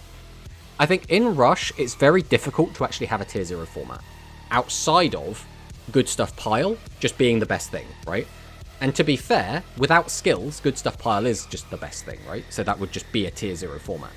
And back when the game first came out, we were in a tier 0 format because the best Good Stuff Pile was the best deck, right? That's just how that worked. Until we got into more like archetypical decks as we went forward and we started seeing different challenges arise. I think the first big one was probably the Light Machine deck, which used the Mirror Innovator, and that because of the way Mirror Innovator worked, you basically had to use Light Machines with it, so it worked out as like kind of being archetypical. By the way, what do you think? Do you think LP will be increased from 6k to 8k if it happens? So, I think we are already seeing 6k life points being a problem. And we're seeing that via, specifically, Held Shooting Evasion, because you can kill your opponent in basically 2 rotations of your combo, depending if you see Buyer or not.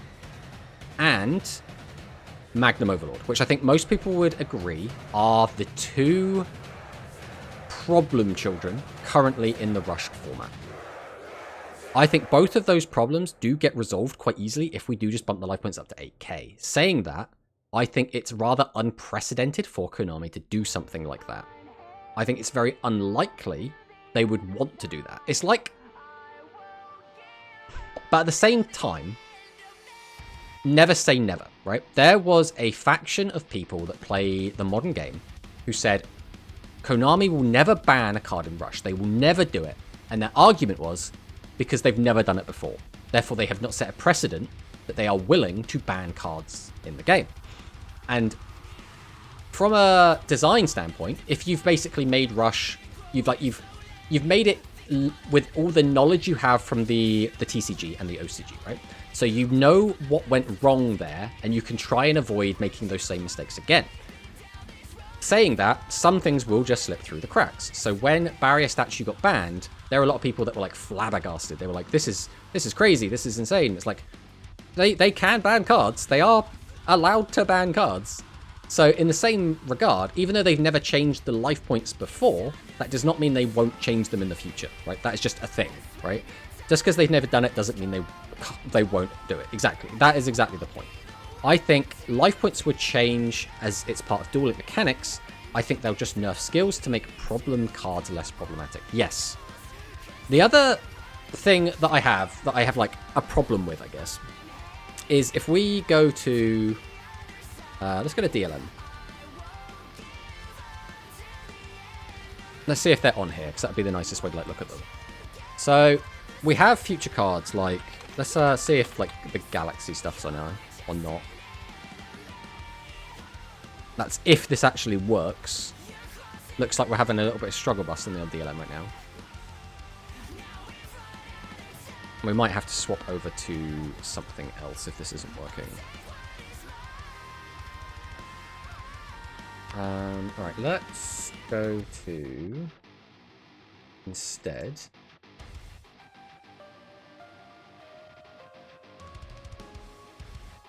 So if I bring this up. So this is EDO Pro. You don't really have to worry about what it is too much. Point is, this is where I typically play Rush physical games. So if we go to look at some specific cards, and what's the best way to do this? If I just want to make this big. There we go. Let's move this over here. So now we should probably also have that under me for my camera. There we go. So if we look at these cards, we can see that we have things like Eternal, we'll have cards like this coming in the future, right? So, too much games would be longer and more painful. I rather lose fast and slow. But that's the thing. Rush is a fast game anyway. So making it even faster feels a bit weird a lot of the time. RNGesus tends to slip through calculations too. Oh, look, it's you on the TV.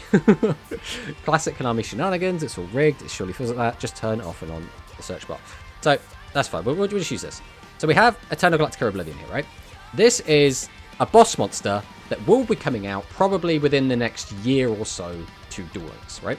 So, its effect, shuffle 5 Galaxy-type monsters from your graveyard into the deck. So, notably, again, Galaxy is a brand new monster type that comes out with Go Rush.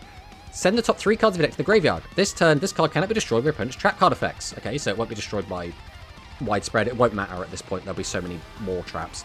But then, you can make this card gain attack equal to the number of monsters in your graveyard times 300. Now, in the current game, this oftentimes ends up being quite a lot, right? You easily get 10, 15, 20 monsters in your graveyard. Now, again, with deck size changes, this won't be necessarily quite as big. But this thing could easily reach 6,000, 7,000 attack, right? And just when you think about that with only 6,000 life points, it just seems so big. Like the other ones that we think about are the Cyber Dragon cards, right? Cyber Dragon just being a 2100 special summon is already pretty good, but then you get Cyber End Dragon, a 4,000 piercer. Then you get Cyber Twin Dragon, which is obviously a card that can attack twice with 2,800 attack, which again is pretty good. And a card that is also in Rush and is a pretty important part of the Cyber Dragon deck is Power Bond. So you can get an 8,000 piercer. Now that's bad enough when you got 8,000 life points, let alone when you have 6,000 life points, right? Whoa, we're getting an Arc V monster? I mean, yeah. I think something to keep in mind, which a lot of players forget, is yes, we're playing Rush Duels, but this is actually Duel Links, different life points, different ban list management, and more importantly, skills, which everyone knows changes the game dramatically. Yes, those are all very important points that Manicus has just brought up. But I feel like by changing it to 6,000 life points, we have, and the Reptile that gains attack, yeah, we can't forget about Ecdysis Caliglion. Calig. So if I can spell it. Caligula, right? Ecdysis. Oh, they've changed its name. It's no longer Caliglion. Although on there it will say Caliglion, but its new name is Kaiserleon. Kaiserleon is actually a really cool name. But, yeah, this guy as well. Continuous effect. Gains attack equal to the number of cards. Number of cards, by the way, in your graveyard. Not reptile cards. Not just monsters. Just number of cards in your graveyard times 100. So again, it's just going to get big.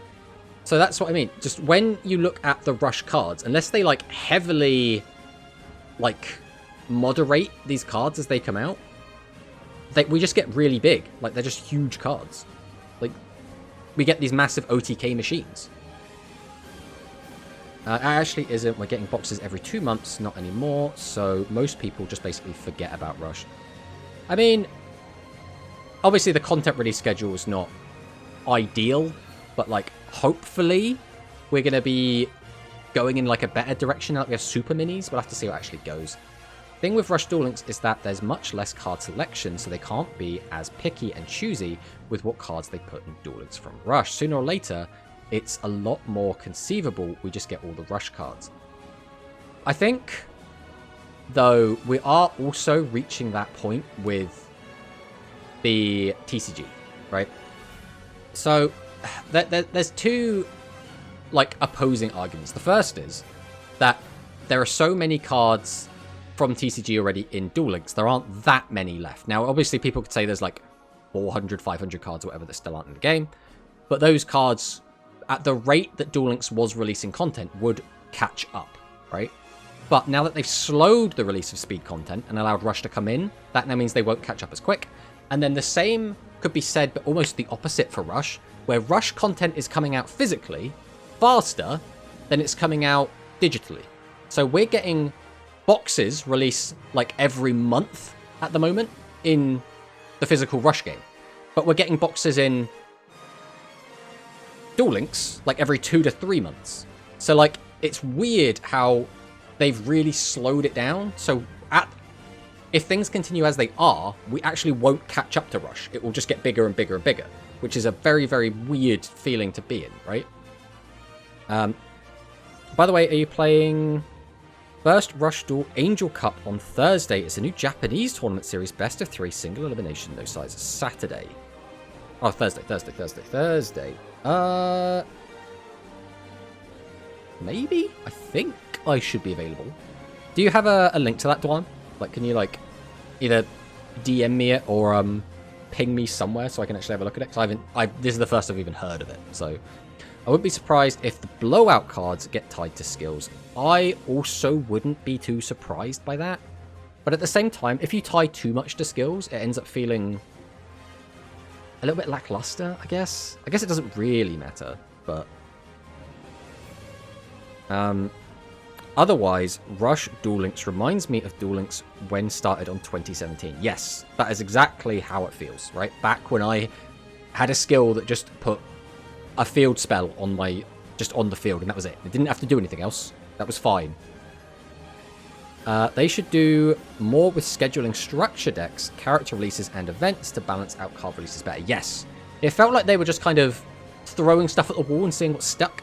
And now it feels like they've got an okay balance. Like, if they do, like, structure, mini, super mini, structure, super, structure, mini, super mini, structure, mini, super mini, structure, mini, super mini, I think that would be a good release schedule, personally. But we'll have to see if they actually do it. Yeah, I'll DM you on Discord. Appreciate that. Yeah, I'd like that info too, please. Yeah, I mean, you just chuck it, like, on the Discord. You don't have to specifically DM me, but yeah, that's kind of where we're at with that. Yeah, there's like I said, there's a lot of cards that are a bit nutty, right? That with 6,000 life points do get a bit weird. Like, another good one is Lurker. We'll just get him up. So Lurker is what we should have got. Bear in mind, again, this is his old translation name. His name is Wicked Shadow Dark Lurker now. But this card is Tombs' boss monster. We should have got this instead of Dread Ruler. But Konami decided we're not releasing this card. We'll give you Dread Ruler instead. But this card, by all accounts, and to make it like anime accurate, should already be in Duel Links. But this card is bonkers and sees tons of play even to this day. Send the top card of your deck to the graveyard, destroy a spell trap on your opponent's field, and if you do, inflict 1,000 damage to your opponent, then return this back to your hand, which means you can discard it for effects, for costs. You can... There's a card called Ship of the Seven Treasures, which lets you discard level 7 and draw 2 cards. People use it with that. And being able to continuously burn your opponent for multiple thousand each turn, which does happen as well with this card, is very, very good.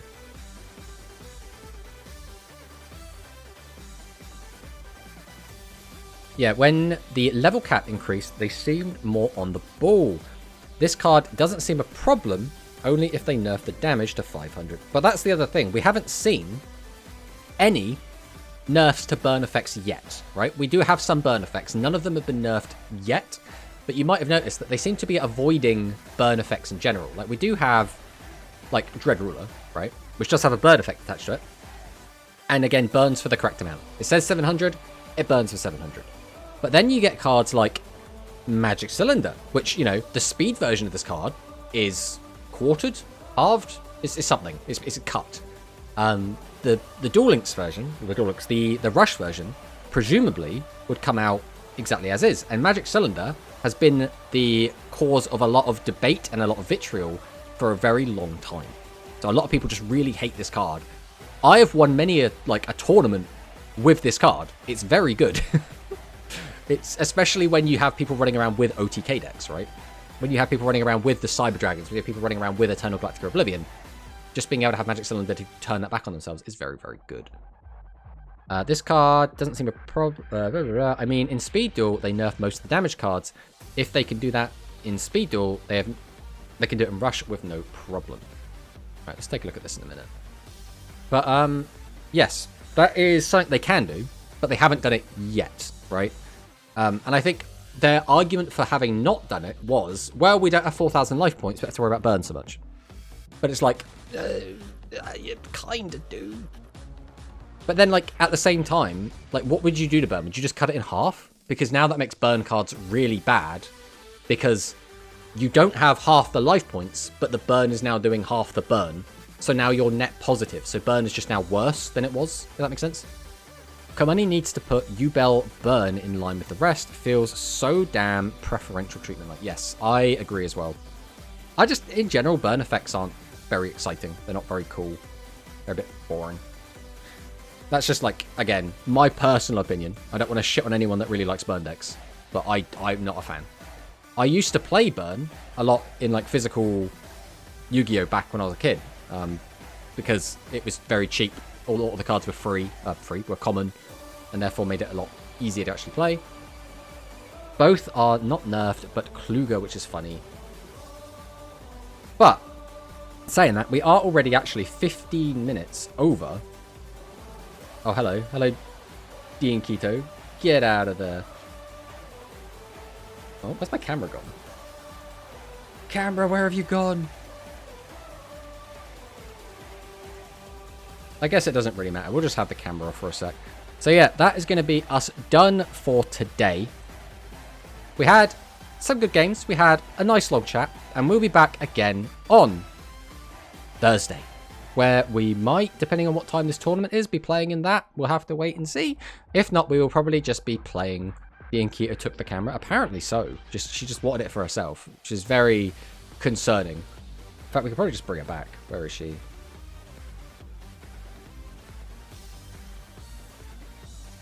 She's watching you. She's just down there. Also, this Diankito is really good. People should not sleep on this card. Aquas will be good one day. Draw a card, show it, and then if this card is there's a field spell card, gain 1,000 life points. Just drawing a card. You just get a free draw. It's just a plus. Anyway, thanks for watching, and we'll see you next time.